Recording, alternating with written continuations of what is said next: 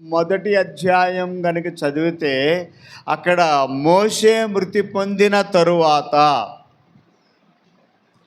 కొంచెం చదివే వాళ్ళకు కూడా ఒక మైక్ ఇస్తే అందరికీ వినబడుతుంది. యెహోషువ గ్రంథం మొదటి అధ్యాయంలో యెహోవా సేవకుడైన మోషే మృతి నొందిన తరువాత యెహోవా నూను కుమారుడును మోషే పరిచారకుడును నైనా యెహోషువకు ఇలాగు సెలవిచ్చాను, నా సేవకుడైన మోషే మృతి పొందినందెను కాబట్టి నీవు లేచి నీవును ఈ జనులందరూ ఈ యోర్దాను నది దాటి నేను ఇశ్రాయేలుకు ఇచ్చుచున్న దేశమునకు వెళ్ళుడి. ఇక్కడ మీరు ఒక మాట గమనించారో లేదో, మోషే మృతి నొందిన తరువాత నూను కుమారుడైన మోషే పరిచారకుడునైన యెహోషువకు పని అప్పగించాడు. జోసెఫ్ అయ్య గారు ప్లాట్ఫామ్ వేశారు, సంఘం కట్టారు, ఆత్మను రక్షించారు. వారు వెళ్ళిపోతూ నెక్స్ట్ తన కుమారుడైన జాయ్కి ఈ పని ఏం చేశారు? అప్పగించారు. అప్పగిస్తూ అంటున్నారు, నువ్వు లే, ఈ జనులందరినీ కూడా యోర్దాను అవతలికి, యోర్దాను నాటితే ఎక్కడికి వెళ్ళిపోతాం? కానాను దేశానికి వెళతాం, పరలోకానికి దారి అది. అలాంటి దేశానికి తోడుకుని వెళ్ళడానికి నువ్వు లేవాలి అని చెప్పి తన కుమారుడైన జాయిని లేపుకొని ఆయనను అభిషేకించి ఏం చెప్పాడు? ఆయన 3వ వచనంలో, నేను మోషేకు చెప్పినట్లుగా మీరు అడుగుపెట్టు ప్రతి స్థలాన్ని మీకు ఇచ్చుచూ ఉన్నాను అని అంటే it is a continuation process అన్నమాట. ఇచ్చాను, ఇస్తాను, ఐ విల్ సీ అనే పదం కాదు. అక్కడ ఏమన్నాడు? అక్కడ ఇచ్చుచున్నాను, ఇచ్చేసాను అనే పదాన్ని జ్ఞాపకం చేస్తూ 5వ వచనంలో మాట్లాడు, నువ్వు బ్రతుకు దినములన్నిటిని కూడా ఏ మనుష్యుడును నీ ఎదుట నిలవలేకయుండును. నేను మోషేకు తోడై ఉండినట్లు నీకును తోడయ్యుందును. నిన్ను విడువను, నిన్ను ఎడబాయను, నిబ్బరము కలిగి ధైర్యముగా ఉండుము అని ఇక్కడ ఒక వాగ్దానాన్ని దేవుడిస్తూ ఉన్నాడు. అంతేకాకుండా 7వ వచనంలో నీవు నిబ్బరము కలిగి జాగ్రత్త పడి బహుధైర్యంగా నుండి నా సేవకుడైన మోషే నీకు ఆజ్ఞాపించిన ధర్మశాస్త్రం అంతటి చొప్పున చేయవలని నువ్వు నడుచు ప్రతి మార్గమును చక్కగా ప్రవర్తించినట్లు నీవు దాని నుండి కుడికి కానీ ఎడమకు కానీ తొలగిపోకూడదు అని చెప్పిన విషయాలు. 9వ వచనానికి వస్తే, నేను నీకు ఆజ్ఞాపించి ఉన్నాను కదా, నిబ్బరము కలిగి ధైర్యంగా ఉండుము, దిగులు పడొద్దు, జడియకము, నీవు నడుచు మార్గం అంతటిలో కూడా నీ దేవుడైన యెహోవా నీకు తోడయ్యుండును అంటే it is a future tense. భవిష్యత్తులో కూడా నేను నీకేమై ఉంటాను? తోడై ఉంటాను అనే మాట ఇక్కడ జ్ఞాపకం చేస్తూ ఉన్నాడు. మన దేవుడు ఎన్ని కాలాల దేవుడు? జరిగిపోయిన కాలం, జరుగుతూ ఉన్న కాలం, భవిష్యత్తు కాలం.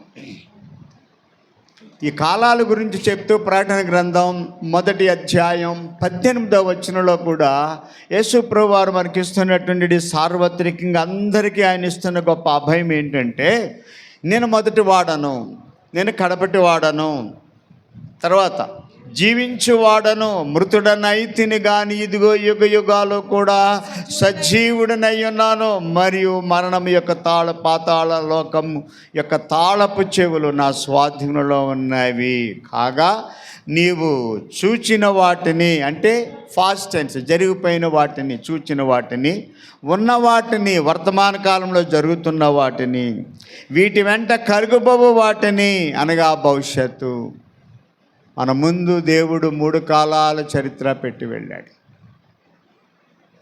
చాలా కాలం తర్వాత వచ్చాను, చాలా ప్రాంతాలు తిరిగి సేవ చేశాను, చాలా ఆత్మలు రక్షించాను, చాలా సభల్లో మాట్లాడాను. మొన్న మధ్య జాయ్ ఫోన్ చేసినప్పుడు 3వ ఆదివారం సండే రావాలంటే నేను రాలేన్నానా, నేను మధ్యప్రదేశ్ వెళ్తున్నాను అని చెప్పాను.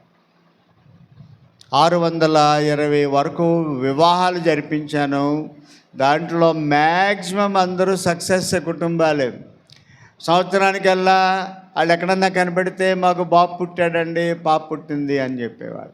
మన ఈ మధ్యకాలంలో ఇంకొక విచిత్రం ఏంటంటే, నేను పెళ్లి చేసిన వాళ్ళకి ఒక అమ్మాయి అబ్బాయి పుడితే అమ్మాయికి పెళ్లి చేయడానికి పిలిచారు. నేను వెళ్ళే వరకు నాకు తెలియదు, ఏమంటే మా పెళ్లి చేసింది మీరే, మరి మా అమ్మాయికి కూడా పెళ్లి చేస్తున్నారు అని అన్నారు. విచిత్రం ఏంటంటే వాళ్ళ అబ్బాయి కూడా బీటెక్ అయిపోయింది, వాళ్ళ అబ్బాయి కూడా మనం పెళ్లి చేయమని మన కబురు పంపించింది.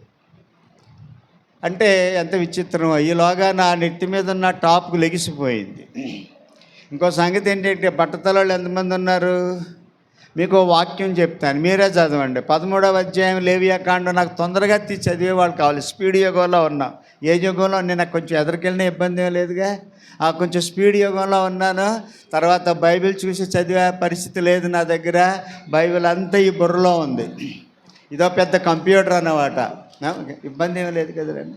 అంటే మధ్యలో కొంచెం బ్యాక్ అండ్ అన్నిటికి వెళ్తూ ఉంటాను. ఓకేనా? ఈ టెక్నాలజీ వచ్చిన కాడి నుంచి మమ్మల్ని కంట్రోల్ చేస్తుంది అది, దాన్ని మనం కంట్రోల్ చేయడం కాదు. ఓకేనా? అలాగే వీక్షిస్తున్నటువంటి దూరంగా ఉండి ఇళ్లల్లో ఉండి ఈ వాక్యాన్ని, ఈ ఆరాధనని మరి పాలు పంచుకున్న బిడ్డలందరికీ కూడా మీకు శుభాలు, వందనాలు పలుకుతూ ఉన్నాం. జాగ్రత్తగా వినాలని మనవి చేస్తూ ఉన్నారు. దేవుని స్తోత్రం చెప్దాం ఒకసారి. హల్లెలూయా.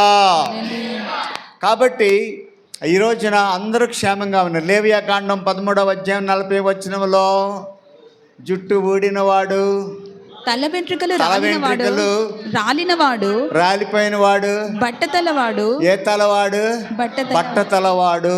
అందుకనే ద్వితీయోపదేశ కాండలు అంటాడు, ఇశ్రాయేలు నీ భాగ్యము ఎంత గొప్పది అని అన్నాడు. అంటే మా బట్టతల గురించి రాసిన ఒక వాక్యం. మీరు చెప్పండి, మీ గురించి ఏమన్నా వాక్యం ఉందేమో. కాబట్టి మా బట్టతలోని ఇంకొక వాక్యం ఉంది సుమా. 2వ రాజుల గ్రంథం 2వ అధ్యాయంలో బోడివాడా అని గనక మమ్మల్ని ఎక్కిరిస్తే ఆడసింహం వచ్చి ఏం చేసిందంట? ఎంతమందిని తినేసిందో తెలుసా? కాబట్టి జాగ్రత్త, మాతో పెట్టుకోకండి. దేవునికి స్తోత్రం. హల్లెలూయా. మాకు ఆయిల్ ఖర్చు లేదు, నూనె ఖర్చు లేదు, షాంపూ ఖర్చు లేదు. ఇలా ఫ్రెష్గా అనుకుంటాం. దేవునికి స్తోత్రం. ఇంకో మాట కూడా చెప్పారు, a busy road never grows grass అని. రోజు నడిచే దారిలో గడ్డి మొలుస్తుందమ్మా. మరి బోల్డ్ ఆలోచనలు, బోల్డ్ కార్యక్రమాలు మా నెత్తి మీద దేవుడు పెట్టాడు కాబట్టి జుట్టు రాలిపోయింది. ఓకేనా? కాబట్టి జుట్టు రాలిపోవటం వల్ల మాకు వాల్యూ పెరిగింది. అవునా కదా?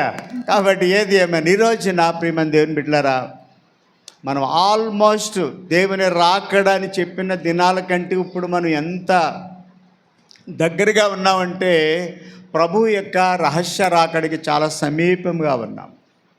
నేను అంచెలంచెలుగానే కొన్ని భాగాల్ని కుదించి షార్ట్కట్లో మీకు చాలా సందేశాలు ఇస్తాను. దాన్ని మీరు గ్రాస్ప్ చేసుకోండి. చాలా సంవత్సరాల నుంచి రక్షణ పొందాం, ప్రభు వాక్యాలు వింటూ ఉన్నాం. గొప్ప గొప్ప దైవజనులు వచ్చి స్టేజ్ మీద అభిషేక్తులు నిలబడి వర్తమానాలు అందించినటువంటి స్థలం కాబట్టి ఈరోజు నేను మీకు జ్ఞాపకం చేస్తున్నాను. ప్రియ దేవుని బిడ్డలారా, 3 విషయాలు జ్ఞాపకం చేస్తుంది. జరిగిపోయిన కాలం, జరుగుతూ ఉన్న కాలం, జరగబోయే కాలాన్ని గురించి చెప్తూ అన్నాడు. 1 పేతురు 4వ అధ్యాయంలో నుంచే మనం చదివినట్లయితే, జాగ్రత్తగా నెమ్మదిగా చదివినట్లయితే ఆ వాక్యాలన్నీ కూడా చదువుతూ ఉంటే, చదవమ్మా మాట. క్రీస్తు శరీరమందు శ్రమపడిన గనుక మీరును అట్టి మనసును ఆయుధముగా ధరించుకొనుడి. అట్టి మనసును ఆయుధముగా ధరించుకొనుడి. మనసును ఆయుధముగా ధరించుకోండి అన్నాడు. ఏం ధరించుకోవాలంటే క్రీస్తు మన కొరకు శ్రమ పడ్డాడు. అంటే ఎంతగా శ్రమ పడ్డాడు అని అంటే ఆయన చీల్చబడ్డాడు, కొట్టబడ్డాడు, అవమానపరచబడ్డాడు, ఉమ్మివేయబడ్డాడు, ఆయనతో దాకుమ్మతులాడుకున్నారు, ఎన్ని విధాలుగా ఆడుకున్నారు, ఎన్ని శ్రమలు పడి. ఎందుకు అని అంటే మనల్ని ప్రస్తుతం ఉన్న ఈ దుష్టకాలం నుండి విడిపించడానికి, రక్షించడానికి ఇప్పటికి 2024 సంవత్సరాల క్రితం భూలోకానికి ఆయన మానవుడిగా, సశరీరుడిగా ఈ లోకానికి వచ్చాడు అని చెప్పడానికి ఎంత నిదర్శనం అంటే, యోహాను 3:16 మనం బేస్ చేసుకుంటే ఆయన లోకమును ఎంతో ప్రేమించాడు అనేది ఫ్యాక్టేనా? వాస్తవం. ఆ తర్వాత యాక్ట్ ఏంటి? ఏసిటీ యాక్ట్ అంటే ఆయన అవతారుడుగా ఈ లోకానికి అవతరించాడని అదే వాక్యంలో ఉంది. ఈ లోకానికి వచ్చింది వాస్తవం, ఆయన ప్రేమించింది వాస్తవం. 3వది పిఏసిటీ ప్యాక్ట్. ఏంటి ప్యాక్ట్ అని అంటే, ఎందరు క్రీస్తును అంగీకరిస్తారో అంగీకరించిన వారందరికీ కూడా, అందరూ అనే దాంట్లో సర్వము ఉంది, సర్వలోకము అందులో దాచబడి ఉంది. అందరికీ కూడా ఆయన ఏమిస్తానని చెప్పి వాగ్దానం చేశాడు? నిత్య రాజ్యాన్ని ఇస్తానని వాగ్దానం చేశాడు, ఒడంబడిక చేశాడు. అందుకని దాన్ని PACT, ప్యాక్ట్ అన్నాడు. యాక్ట్. దేవుడు లోకముని ఎంతో ప్రేమించు. ఈ రోజున ఆయన గురించి రుజువులు చెప్పవలసిన పని లేదు. ఎందుకనంటే అపోస్తలుల గారు 1వ అధ్యాయంలోనే 3వ వచనంలోనే ఆయన లోకానికి వచ్చాడు, చనిపోయాడు, తిరిగి లేచాడు అనే విషయాన్ని ఆయన నిరూపించాడు. కింద పుట్టినట్టు కూడా ఇచ్చాడు మీకు. అపోస్తలుల గారు 1వ అధ్యాయంలో ఇచ్చాడా కింద పుట్టినట్టు? రుజువులు చూపించాడని రాయబడింది. ఈ రోజున ఎవ్వరికి కూడా రుజువులు చూపించవలసిన పని లేదు. సువార్త అందించబడింది. ఈ సువార్త ఈ రోజున జరగడం లేదు. సువార్తని గాస్పల్ అన్నారు ఇంగ్లీష్లో. అదే కనుక గాస్పల్ చెప్పకుండా ఇంకా ఏదైనా సుత్తి చెప్పితే దాన్ని గోసిప్ అన్నారు. గోసిప్ అంటే తెలుసు కదా, వాక్యం చెప్పకుండా ఆడ సొంత డబ్బా కొట్టుకోవటం. దాన్ని ఏమంటారు? సెల్ఫిష్ అన్నట్టు. నేను ఎక్కడికో వెళ్ళాను, ఎక్కడో వాక్యం చెప్పాను, ఎవరికో ప్రార్థన చేస్తే దెయ్యం వదిలింది అనే విధానాలు సెల్ఫ్ పోస్టింగ్. మనం వెళ్ళి ఏం చెప్పాలి? 13:10 చదవండి. మార్కు సువార్త 13వ అధ్యాయం మార్కు సువార్త 10వ వచనములో, మీరు ముందుగా సకల జనులకు సువార్త ముందుగా ప్రకటింపబడవలెను. ఏం చెప్పాలంట? సువార్త చెప్పాలి. గోసిప్ కాదు, మన గురించి కాదు. మనం ఎవరిని ప్రకటించాలి లోకానికి? యోహాను ఏమన్నాడు? నా ప్రభువు హెచ్చించబడాలి, నేను తగ్గించుకోవాలి. He has to be exalted. ఆయన హెచ్చించబడాలి, ఆయన కనపరచబడాలి, ఆయనకి మహిమ కలగాలి. నేనేమవ్వాలి? తగ్గించబడాలి. ఈ రోజున మీరు ఆలోచించండి. అంతా కూడా ఈ మధ్య పాటలు చెప్తూ కూడా రివర్స్ గేర్ అంటున్నారు. అంతా రివర్స్లో నడుస్తూ ఉంది. దేవుడు చెప్పిన విధంగా ఈ రోజున సువార్త జరగదు. ఎందుకంటే అంత్య దినాలలో అపాయకరమైన దినములు అన్నాడు. అందులో మనుషులు స్వార్థప్రియులు అని అన్నాడు. స్వార్థం. మావోడే ఉండాలి, మావోడే ఏలాలి, మా కులమే పైన ఉండాలి, మిగతా వాళ్ళందరూ డౌన్లో ఉండాలి. ఏం కనపడుతుంది అక్కడ? సెల్ఫిష్ కనపడుతూ ఉంది. ఆ సెల్ఫిష్ అనే దాంట్లో సెల్ఫ్ పక్కన పెడితే పక్కనే ఉంది ఫిష్ ఉంది. అంటే నీటిలో చేపలుంటే భూమి మీద ఎవడున్నాడు? మనం ఉన్నాము. మరి మనల్ని ఏమన్నారు? స్వార్థపరులు. అంటే మనము భూమి మీద నడిచే చేపలం. ఆ చేపలేమో అక్కడ ఉంటాయి, ఈ చేపలేమో భూమి మీద ఉన్నాయి.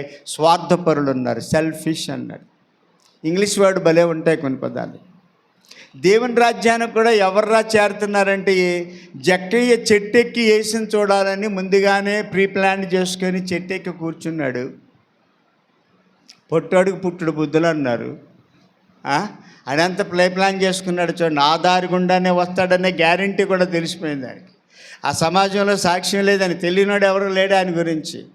చూసిన కాడి నుంచి ఈడికి కూడా యేసు కావాలని, ఇక్కడ కూడా ఏం దోచుకుందామని వచ్చాడు అని అంటారేమోనని ఎవరికే కనపడకుండా మేడి చెట్టు ఎక్కేసాడు. ఆ చెట్టు ఆకులు చాలా పెద్దగా ఉంటాయి. ఆ ఆకులు గుబురులో నుండి కనపడకుండా ఉండడానికి ఎంత చక్కగా ప్లాన్ చేసుకున్నాడు. దేవుని మహిమను పొందలేక అనే పదం ఉంది కదా, ఆ వచనాన్ని చెప్పండి మీరు ఒకసారి. దేవుని మహిమను పొందలేక అందరూ కూడా అనే మాట. ఆ మాటని ఇంగ్లీష్లో ఏమన్నంటే come short of the glory అని అన్నాడు. ఆ పదాన్ని ఇంగ్లీష్ తెలుగులో ఏంటన్నా మనం? అది ఎక్కడుంది మీకు చెప్పండి.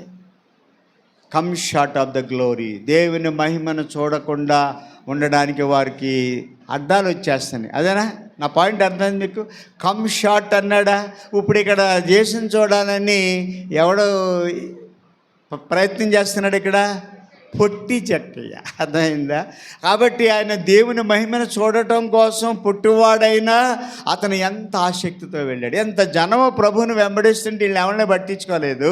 కానీ యేసు ప్రభు చెట్టు దగ్గరికి రాగానే చెట్టు మీద ఉన్న జక్కయ్య నువ్వు తిరిగిరా అనగానే అసలు ఆ పిలుపు వినగానే అంత 100 మందిలో నా పేరే అసలే కనపడకుండా గుప్చప్పుగా వచ్చి వెళ్ళిపోదాం అనుకున్న వాడు పేరు పిలిచేటప్పటికి వెంటనే మన హృదయాల్లో జరిగే ఆ క్రియ ఏంటి చెప్పండి? ఒక్కసారి గుండు, ఈ మంచి పాట కూడా రాశాడు, గుండు జల్లుమంది అంట. గుండె ఏమైపోద్ది? జల్లుమని అంట.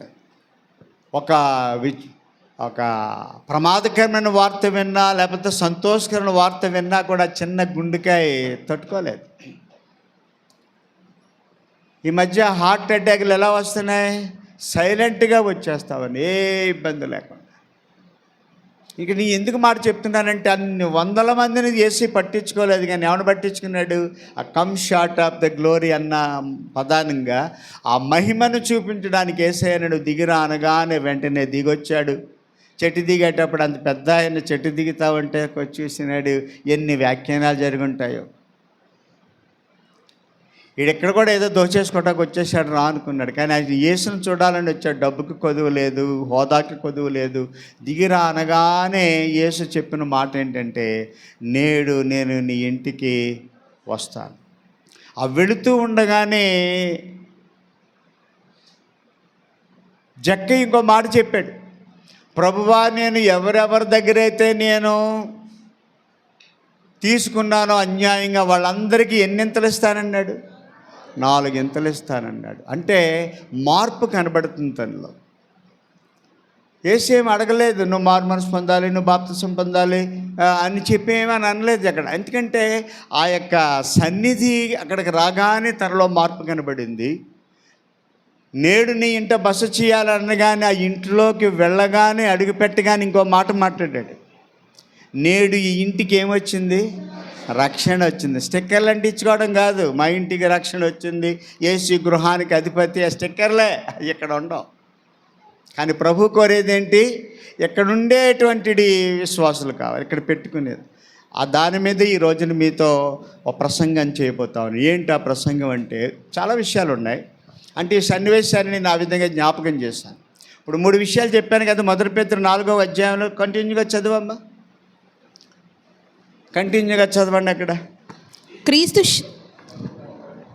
ఓకే, యేసు యొక్క శ్రమలను మనము ధరించుకోవాలి, ఆయుధులుగా అన్నాడు. శరీర విషయంలో శ్రమపడిన వాడు శరీరమందు జీవించు మిగిలిన కాలము ఇక మీదట ఇప్పటి వరకు మనం ఎలాగో జీవించేసాం, ఎలాగో వచ్చాం, సంవత్సరాలు గతించిపోయాయి, వయసు మీద పడతా ఉంది, కాలం దగ్గరికి వస్తూ ఉంది. ఇలాంటి పరిస్థితి చాలామంది నిర్లక్ష్యంగా, అనాలోచనగా, ఏముందలే రోజు గడిచిపోతుంది కదా అని అనుకునేటువంటి తత్వంలో ఇంతవరకు ఒకవేళ నువ్వు వెళ్ళిపోయావేమో. ఇక్కడ అంటున్నాడు కదా, శ్రమపడిన వాడు శరీరమందు ఇక మీదట మనుజాశులను అనుసరించి నడుచుకొనక దేవుని ఇష్టానుసారముగానే.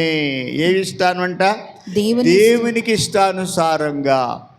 కొంచెం బైబిల్ తీసి తొందరగా చదవగలిగిన వాళ్ళైతే నాకు ఏంటి ఆ దేవుని ఇష్టానుసారము అని అంటే, యోహాను 1:13లో దానికి మనకు ఒక ఆన్సర్ దొరుకుతుంది. అక్కడ యోహాను సువార్త 1వ అధ్యాయము 13వ వచనములో, వారు దేవుని వలన పుట్టిన వారే గాని రక్తము వలనైనను శరీరేచ్ఛల వలనైనను మనుష్యేచ్ఛల వలనైనను పుట్టిన వారు కారు. అంటే ఈ రోజున దేవుని చిత్తాన్ని ఇష్టానుసారంగా జీవిస్తున్నారు అని అంటే, అనుసరించి నడుస్తున్నారంటే వారు ఎవరట? మనిషి యొక్క ఆశలను బట్టిది కానీ దేవుని యొక్క ఆశల వలన జీవిస్తూ ఉన్నారు అనే విషయాన్ని ఈ రోజున మనం జ్ఞాపకం చేసుకోవాలి. మనం ప్రభు దగ్గరికి రాకముందు లోకానుసారంగా జీవించాం. అయితే ఎప్పుడైతే యేసు నా రక్షకుడని తెలుసుకున్నామో, నమ్మి బాప్తిసం పొందామో, ఇప్పుడు యేసుక్రీస్తునందున్న వారు నూతన సృష్టి, పాతవి గతించిపోయినాయి అని అన్నాడు. కాబట్టి అప్పుడప్పుడు గతించిపోయినాయి, అప్పుడప్పుడు పిలకలు లెగిసినట్టుగా లెగిస్తూ ఉంటాయి. తాను నిలుచుచున్నానని చెప్పుకునేవాడు పడిపోయే స్థితిలో ఉండే పరిస్థితులు ఉంటున్నాయి. హెబ్రీ గ్రంథకర్త అంటాడు కదా, నీకు తెలియకుండా చేదైన వేర్లు ఏమైనా నీలో మొలుస్తున్నాయేమో. That we have to examine our self. ఏదో బాప్తిసం పొందేసాం, బల్లారం తీసేసుకుంటాం, ఏదో బట్టలు వేసుకుంటాం అని కాదు, కానీ మన అంతరంగాన్ని మనం ఎప్పటికప్పుడు ఏం చేయాలంటే పరిశీలించుకోవాలి. లోకం మనల్ని చూసినప్పుడు మీరు దేవుని బిడ్డలు అనేటువంటి మాట ఉండాలి. హెబ్రీ అపోస్తలుల గాని 1:12లో ఒక మాట అన్నాడు, ఆకాశం క్రింద అయ్యబడిన ఏ నామములలో రక్షణ లేదు కానీ ఈ నామములోనే రక్షణ అని చెప్పాడు 12వ వచనంలో. 13వ వచనం వచ్చేటప్పుడు మీరు ఇక్కడే ఉన్నాడు, 1 పేతురు పత్రికను మూసేయకండి. ఆ 13వ వచనంలో అన్నాడు, వీరు పేతురు యోహానులను చూచి వీరు యేసుతో కూడా ఉన్నవారు. అక్కడ 13వ వచనంలో వీరు యేసుతో కూడా ఉన్నవారు కారా. అంతేకాదు ఇంకేమన్నారు, వీరు విద్య లేని పామరులు. ఆ మాట సరిపోలేదని కింద పుట్టినోటి ఇచ్చాడు. అక్కడ ఏమని ఇచ్చాడు, సామాన్యమైన వారు, ఎన్ ఆర్డినరీ పీపుల్. ఈ రోజున దేవునికి కావాల్సింది గొప్పోళ్ళు కాదు, విద్యావంతులు కాదు, మేధావులు కాదు. ఎవరు కావాలి యేసుకి? విద్యావంతులు కాదు, సామాన్యమైన వాళ్ళు. They are ordinary people.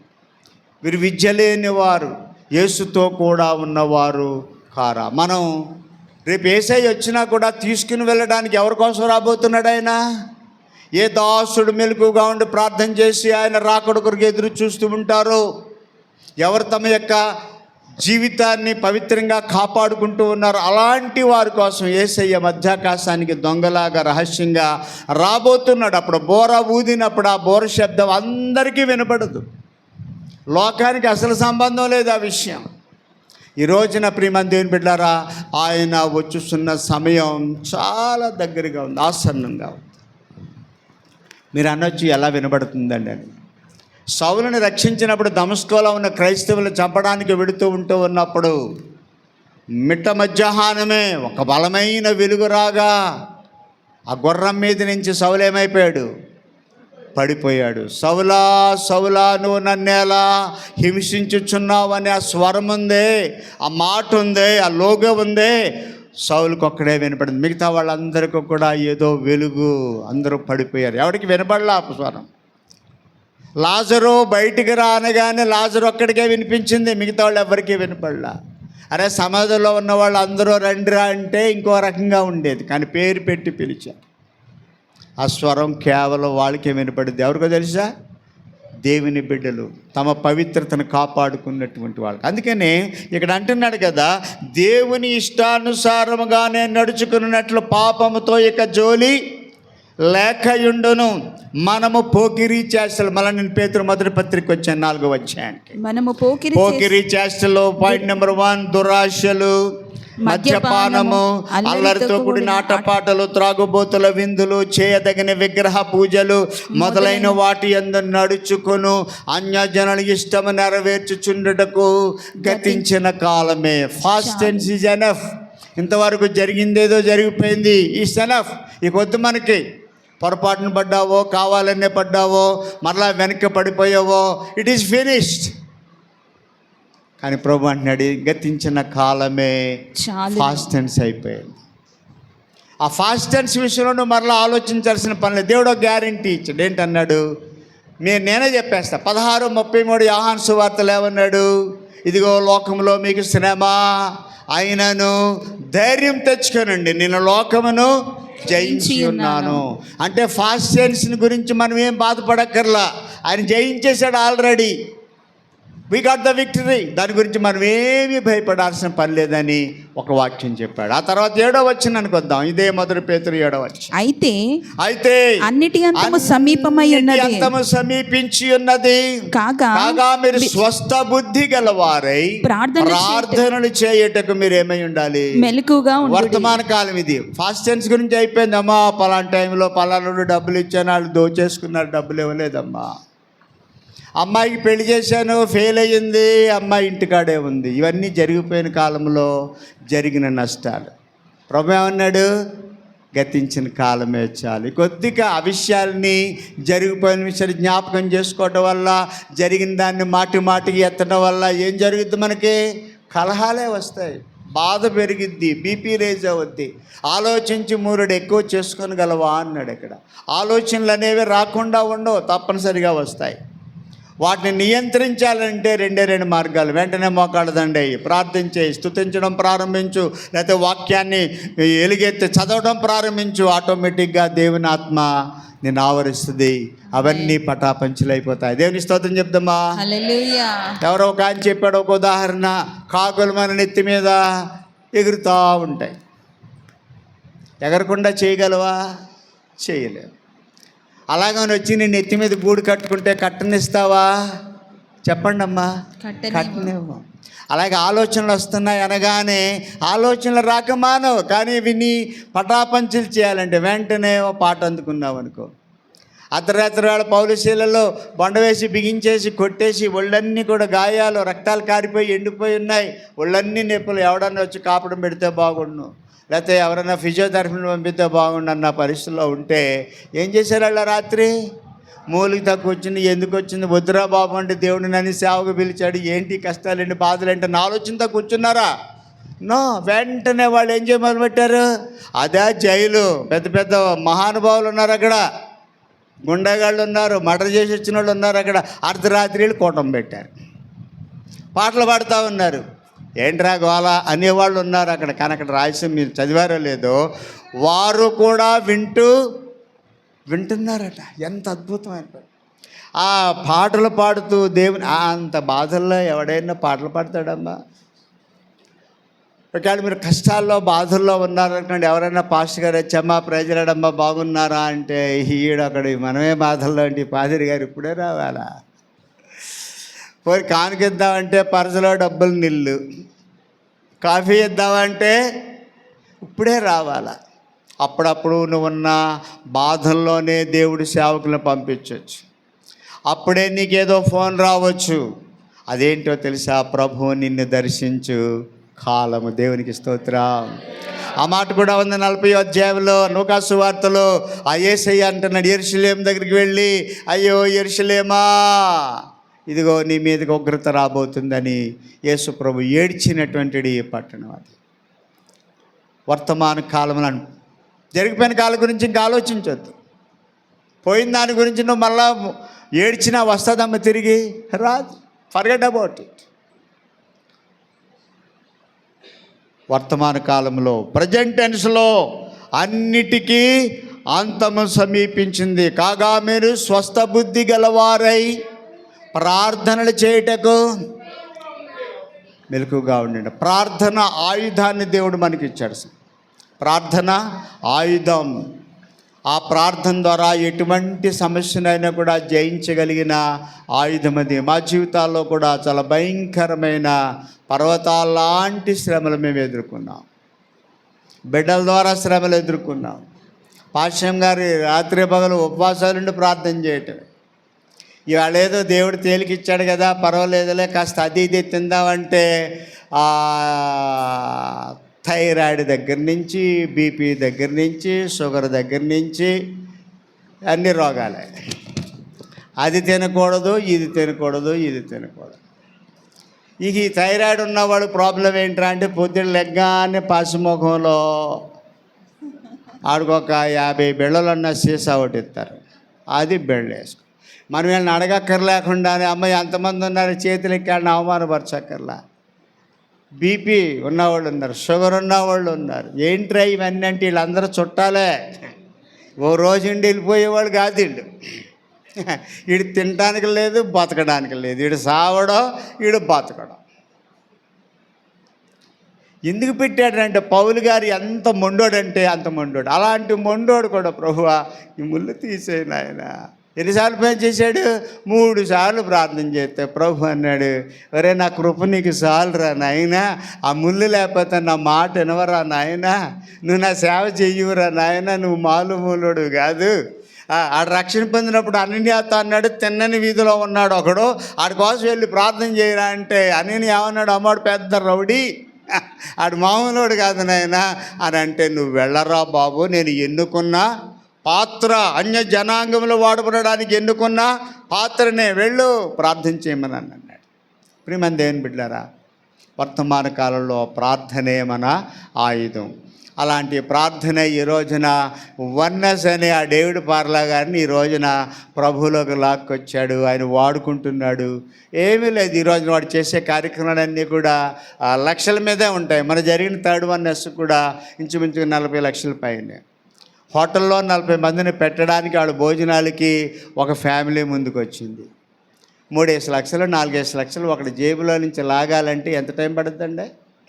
మామూలు చందాకి వెళ్తేనే 100 రూపాయలు ఇవ్వడానికి పైనుంచి కిందకి చూసి ఇదిగో తీసుకో అన్నట్టు ఇస్తారు, మన ముఖాన్ని పడేస్తారు.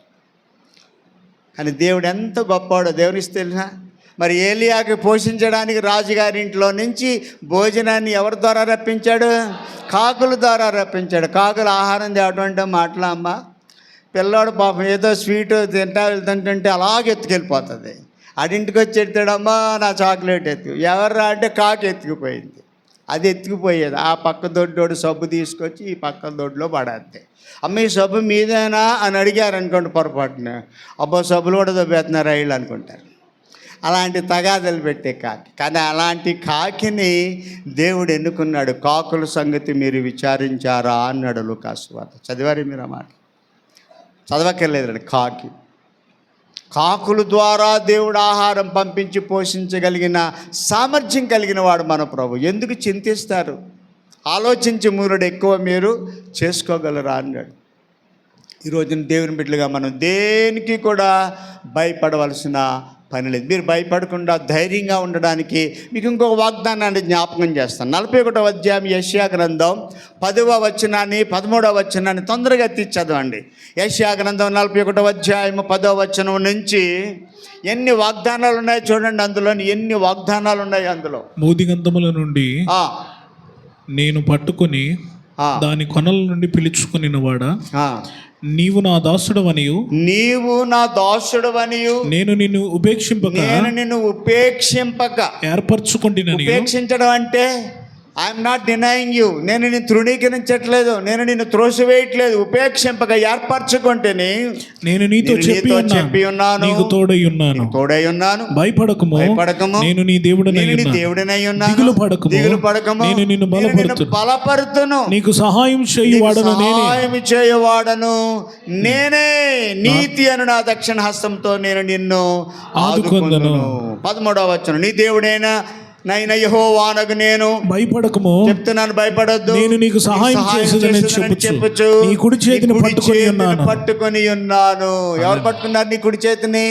దేవుడు పట్టుకున్నాడు. వాళ్ళ మధ్యలో ఆగిపోయి దిక్కులు చూస్తా ఉన్నా, డిస్కౌంట్ సేల్ 50% అని ఆగిపోయామనుక అక్కడ పండగ సీజన్. ఎవరు పట్టుకున్నారు? దేవుడు పట్టుకున్నాడు. ఆగిపోయాడు అనగానే ఏమంటాడు?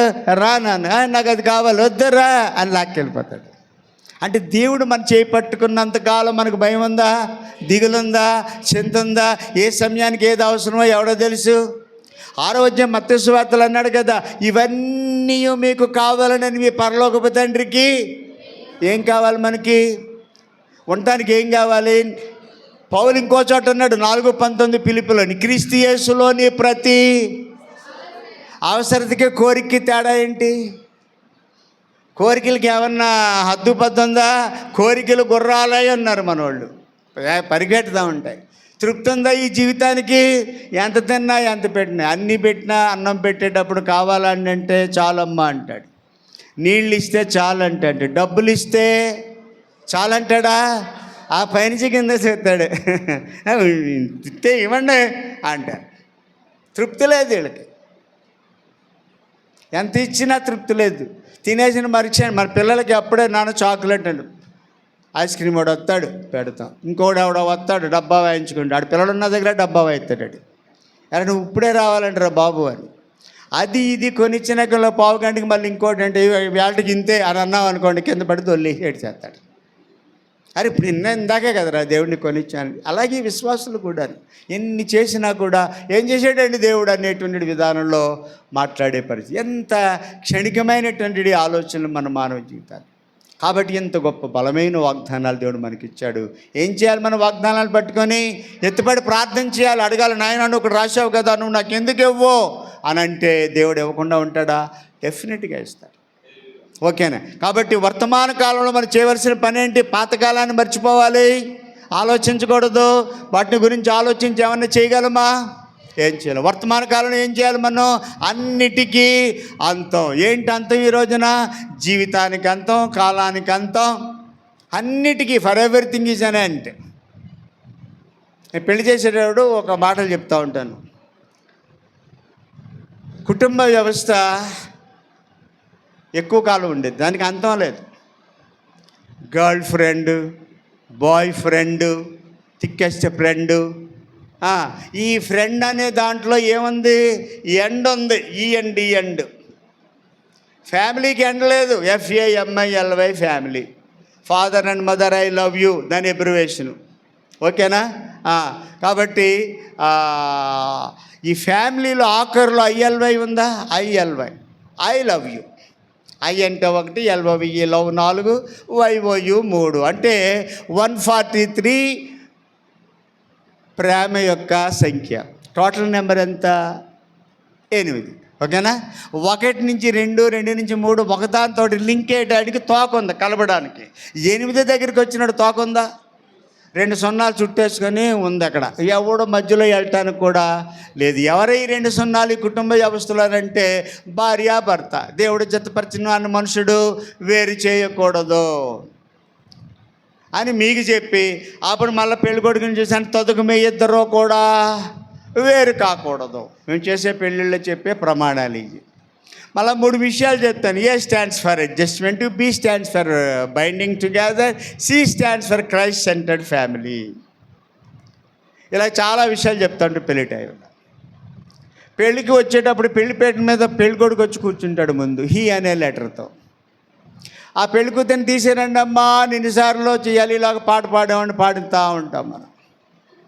తేరా మరి రోజు వేసుకునే చీరని దాన్ని మరి ఆ రోజు ఇంకే స్పెషల్గా కట్టిస్తారో నాకు అర్థం కాదు. క్షమించాలి మీ ఆడవాళ్ళు. తీరా తీసుకొస్తారు. పెళ్ళి కూడా అంతకుముందు టైంకి వచ్చి కూర్చున్నా అందరూ లేచి నిలబడండి పరిశుద్ధ పాడదామనరు. పెళ్ళి కూతురు రాగానే పాట పాడిస్తారు. అంటే ఎంత ఇదో. ఆమె వచ్చి పెళ్ళికొడుకు పక్కన కూర్చుంటూ ఆర్ పెట్టింది అక్కడ. హీ వచ్చాడు ముందు, ఆర్ కలిపితే ఏమైంది? హెర్ర అయిపోయింది. మళ్ళీ హెర్ర పక్కన మా పెళ్ళికొడుకు అనుకున్నాడు, అమ్మాయి పక్క దయలిచ్చుకుని నా పేరు మింగేసింది అనుకున్నాడు ఈయన. 0 పెట్టాడు మళ్ళీ పక్కన. అప్పుడు ఏమైపోయాడు ఈయన? హీరో అయిపోయాడు. అమ్మా ఈయన హీరో అయిపోయాడు ఎలాగా అని మళ్ళీ ఈమె వచ్చి ఐ అని పెట్టింది అక్కడ. హీరో మీరు చెప్పండి ఇప్పుడు అందులో ఏ ఒక్క లెటర్ తీసేస్తున్నా ఏమైపోయింది? అది అసలు గందరగోళం అయిపోయింది. మీనింగ్లెస్. అంటే ఇలా చెప్తూ ఉంటానట. అంటే విడదీయరాని బంధం, ఎప్పటికీ కలిసి ఉండేటువంటి బంధం అనే విషయాన్ని చెప్పుకుంటూ వస్తాను. సరే, ఈ రోజున 3వ మాట, గతించిన కాలం అయిపోయింది, వర్తమాన కాలంలో ఏం చేయాలి? మనం మెలకుగా ఉండి ప్రార్థన చేయాలన్నాడు. 3వ మాట చూపిస్తాను. భవిష్యత్తు ఎలా ఉందో చూడండి. 17వ వచనంలో అంటున్నాడు, తీర్పు దేవుని ఇంటి యొద్ద ఆరంభమగు కాలము వచ్చి ఉన్నది. అది మన యొద్ద ఏమొచ్చిందంటే ఇప్పుడు వర్తమాన కాలంలో ప్రార్థన చేస్తూనే ఉన్నాం, కనిపెడుతూనే ఉన్నాం, సమస్యలు ఎదుర్కొంటూనే ఉన్నాం. ఇలా ఉంటుండగానే యేసయ్య వచ్చే సమయానికి ఆ తీర్పు అనేది కనుక క్రైస్తవుల కుటుంబాల దగ్గరే కనుక ప్రారంభిస్తే ఎంతమంది నిలబడతారు, ఎంతమంది పాస్ అవుతారు అని అంటే అక్కడ ఇంకో మాట అన్నాడు. ఏమన్నాడమ్మా? తర్వాత మాట చదువు. అది మన యొద్ద తీర్పు దేవుని ఇంటి యొద్దే ప్రారంభమగు కాలం ఏమైపోయింది? వచ్చి ఉన్నది. అంటే ఏంటి అర్థం? ఇట్స్ ఆల్రెడీ నీ డోర్ దగ్గరే ఉంది తీర్పు.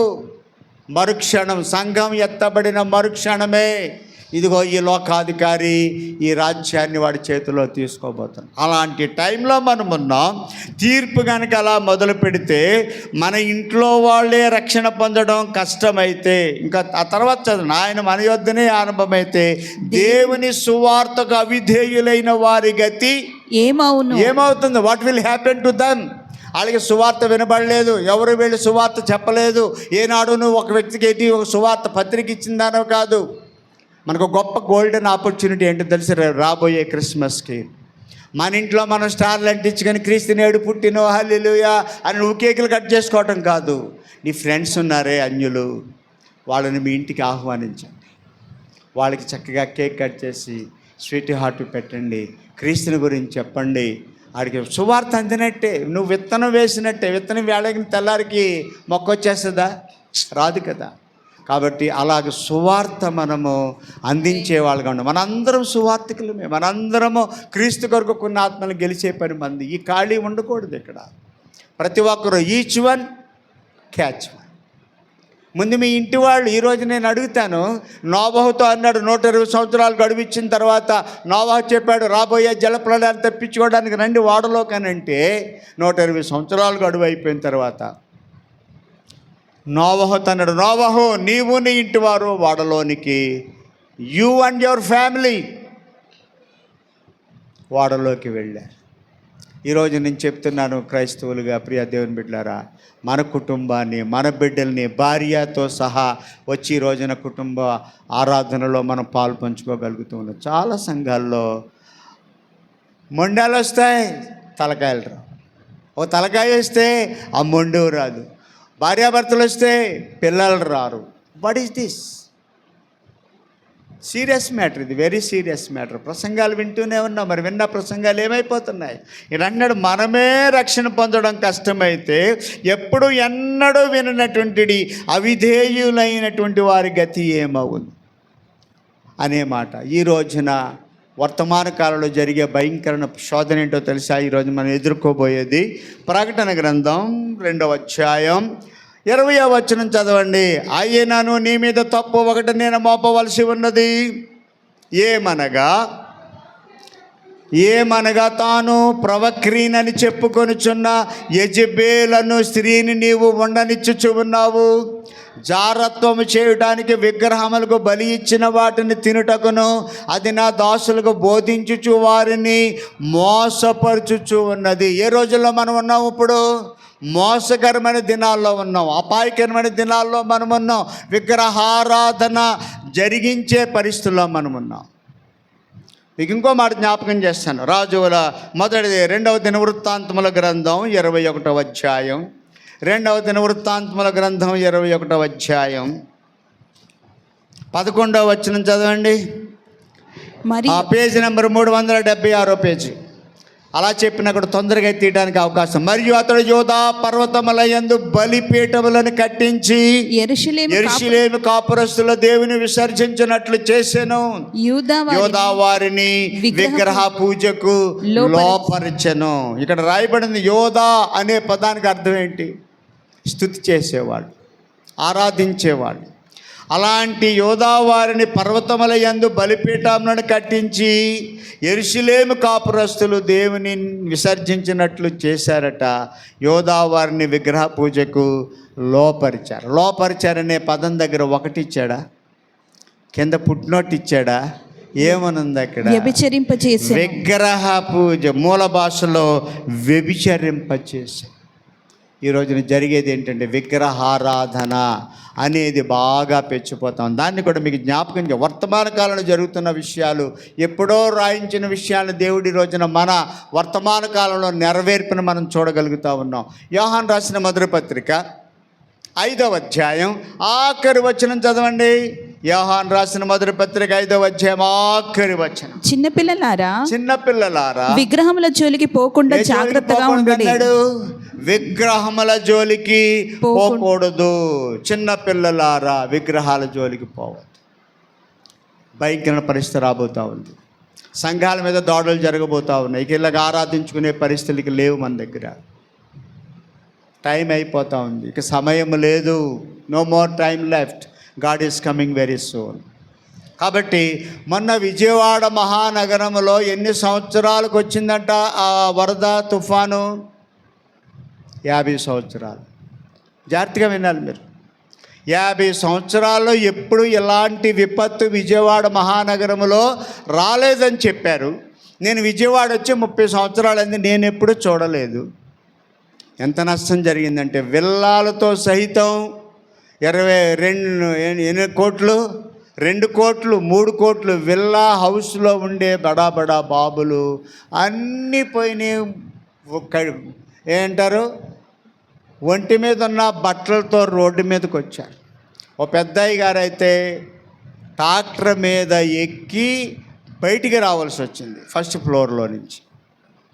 మొత్తం ఎకరం పొలంలో పెద్ద బిల్డింగ్ కట్టారు, ఆస్తులు అన్నీ ఉండేవి, అంతా మునిగిపోయేది. మొన్న చూడటానికి వెళ్తే అయ్యగారు ఆ గదిలోకి అన్నీ తీసుకెళ్ళి పుస్తకాలు అన్నీ తడిచిపోయినాయండి. నా పాస్పోర్ట్ కూడా తడిచిపోయిందండి, దాన్ని ఆరేసి ఎండేసి అని దాని మీద ఇంకా వేసా ఉంది. పెద్ద అయ్యగారు ఎప్పుడు అలాంటి పరిస్థితి చూడలేదు ఆయన. ఎందుకు ఇలా జరిగింది అని అంటే ఇప్పుడు మీరు జాగ్రత్తగా తీయండి. 14వ అధ్యాయం యెహెజ్కేలు గ్రంథం. బైబిల్ ఉన్న వాళ్ళందరూ తీయగలిగిన వాళ్ళందరూ తీయండి దయచేసి. నిద్రపోతున్న వారు ఒకసారి దేవుని స్తోత్రం చేయండి. వాళ్ళకి తెలిస్తే కదా, నిద్రపోతున్న వాడికి తెలియదు కదా ఈ మాట. ఓకే, ఒకసారి దేవుని స్తోత్రం చెప్తావా? Be serious. ఎందుకంటే వీళ్ళు చాలా సీరియస్ అయిన మ్యాటర్. మీకు ఏదో ప్రసంగం చేసి ఆహావుహ అనిపించడానికి రాలేదు. It's very serious matter. ఓకేనా? 14వ అధ్యాయము 14వ వచనం నుంచి చదవండి. నోవాహును దానియేలును 12వ వచనం చదవండి. మరియు యెహోవా వాక్కు నాకు ప్రత్యక్షమై ఇలాగు సెలవిచ్చెను, నరపుత్రుడా ఏ దేశమైతే విశ్వాసఘాతకమై నా దృష్టికి పాపము చేసిందో దానికి నేను విరోధినై దేశానికి ప్రాణాధారమగు ఆహారము లేకుండా చేసి కరువు పంపించి మనుషులను పశువులు నిర్మూలం చేసేదను. అలాంటి దేశంలో, ఎలాంటి దేశంలో?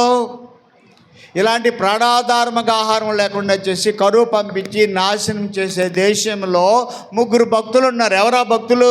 నోవహు ఉన్నాడు, దానియేలు ఉన్నాడు, యోబు ఉన్నాడు. ఈ 3 అట్టి దేశంలో ఉన్నవారు తమను మాత్రమే, తమ నీతి చేత తమను మాత్రమే ఏం చేస్తారు? రక్షించుకుంటారు. అదే పట్టణంలో మేము ఉన్నాం, మేము రక్షించబడ్డాం. ఇంకా చాలామంది రక్షణ పొందారు. మాకేమి నీరు తాకిడి లేదు, మా వస్తువులు ఏం పోలేదు, మేము మహారాజులాగా ఉన్నాం. ఎందుకంటే కొండ మీద కట్టుకున్నాం మీ ఇల్లు. మాది ఒక స్లమ్ ఏరియా. అది ఒకప్పుడు ఆ స్లమ్ ఏరియాలో నేను జీరోగా వచ్చాను. రోడ్డు పక్కన ఇచ్చాడు. రమేష్ హాస్పిటల్కి కిలోమీటర్ అది మా ఇల్లు. అటు గవర్నమెంట్ హాస్పిటల్కి 1 కిలోమీటరు. కొండ మీద ఉన్నాం. అమెరికాలో కొండ మీద ఎవరు ఉంటారో తెలుసా? కోటీశ్వరులు ఉంటారు. మన ఇండియాలో కొండ మీద ఎవరు ఉంటారో తెలుసా? సామాన్యమైన వాళ్ళు ఉంటారు. పేదోడు ఉంటాడు, రిక్షా బండి వేసుకునేవాడు ఉంటాడు కొండపైన. కానీ దేవుని దృష్టిలో సామాన్యమైన వాళ్ళు ఎవరో తెలుసా? వాళ్ళు గొప్పోడు. దేవునికి స్తోత్రం. పరలోకానికి వెళ్ళేది ఎవరో తెలుసా? గొప్పోడు. దేవుని సేవకి ఇచ్చేది ఎవడో తెలుసా? ఆ చిన్నోడే గొప్పోడు. 5,000 మందికి ఆహారం పెట్టాలంటే ఎవడమ్మా మూటలు ఇచ్చింది? ఎవరమ్మా చెక్కలు ఇచ్చింది? ఆ బాలుడు, చిన్న బాలుడు దగ్గర 5 రొట్లు చిన్న చాలు. రెపకమ్మ గారికి పెళ్లి కుమార్తె కావాలంటే ఎలియాజరు వెళ్తే బావి దగ్గర ఎవరమ్మా కనబడింది? ఆ చిన్నది, చక్కనేది. ఆమె మిక్కిలి చక్కనిది. ఆమె కన్యక. ఏ పురుషుడు ఆమెను చూడలేదు. ఆ చిన్నది. నయమాను ఉన్నాడు. యుద్ధం జరిగిన తర్వాత వచ్చేస్తాడు ఇంట్లో పని చేయడానికి, భార్యకి తోడుగా ఉండడానికి. ఎవరినమ్మా తీసుకొచ్చింది? ఆ చిన్నది. ఈరోజున దేవుని రాజ్యానికి వెళ్ళాలంటే నా చిన్న మందా. ఏ సంఘం అన్నాడు?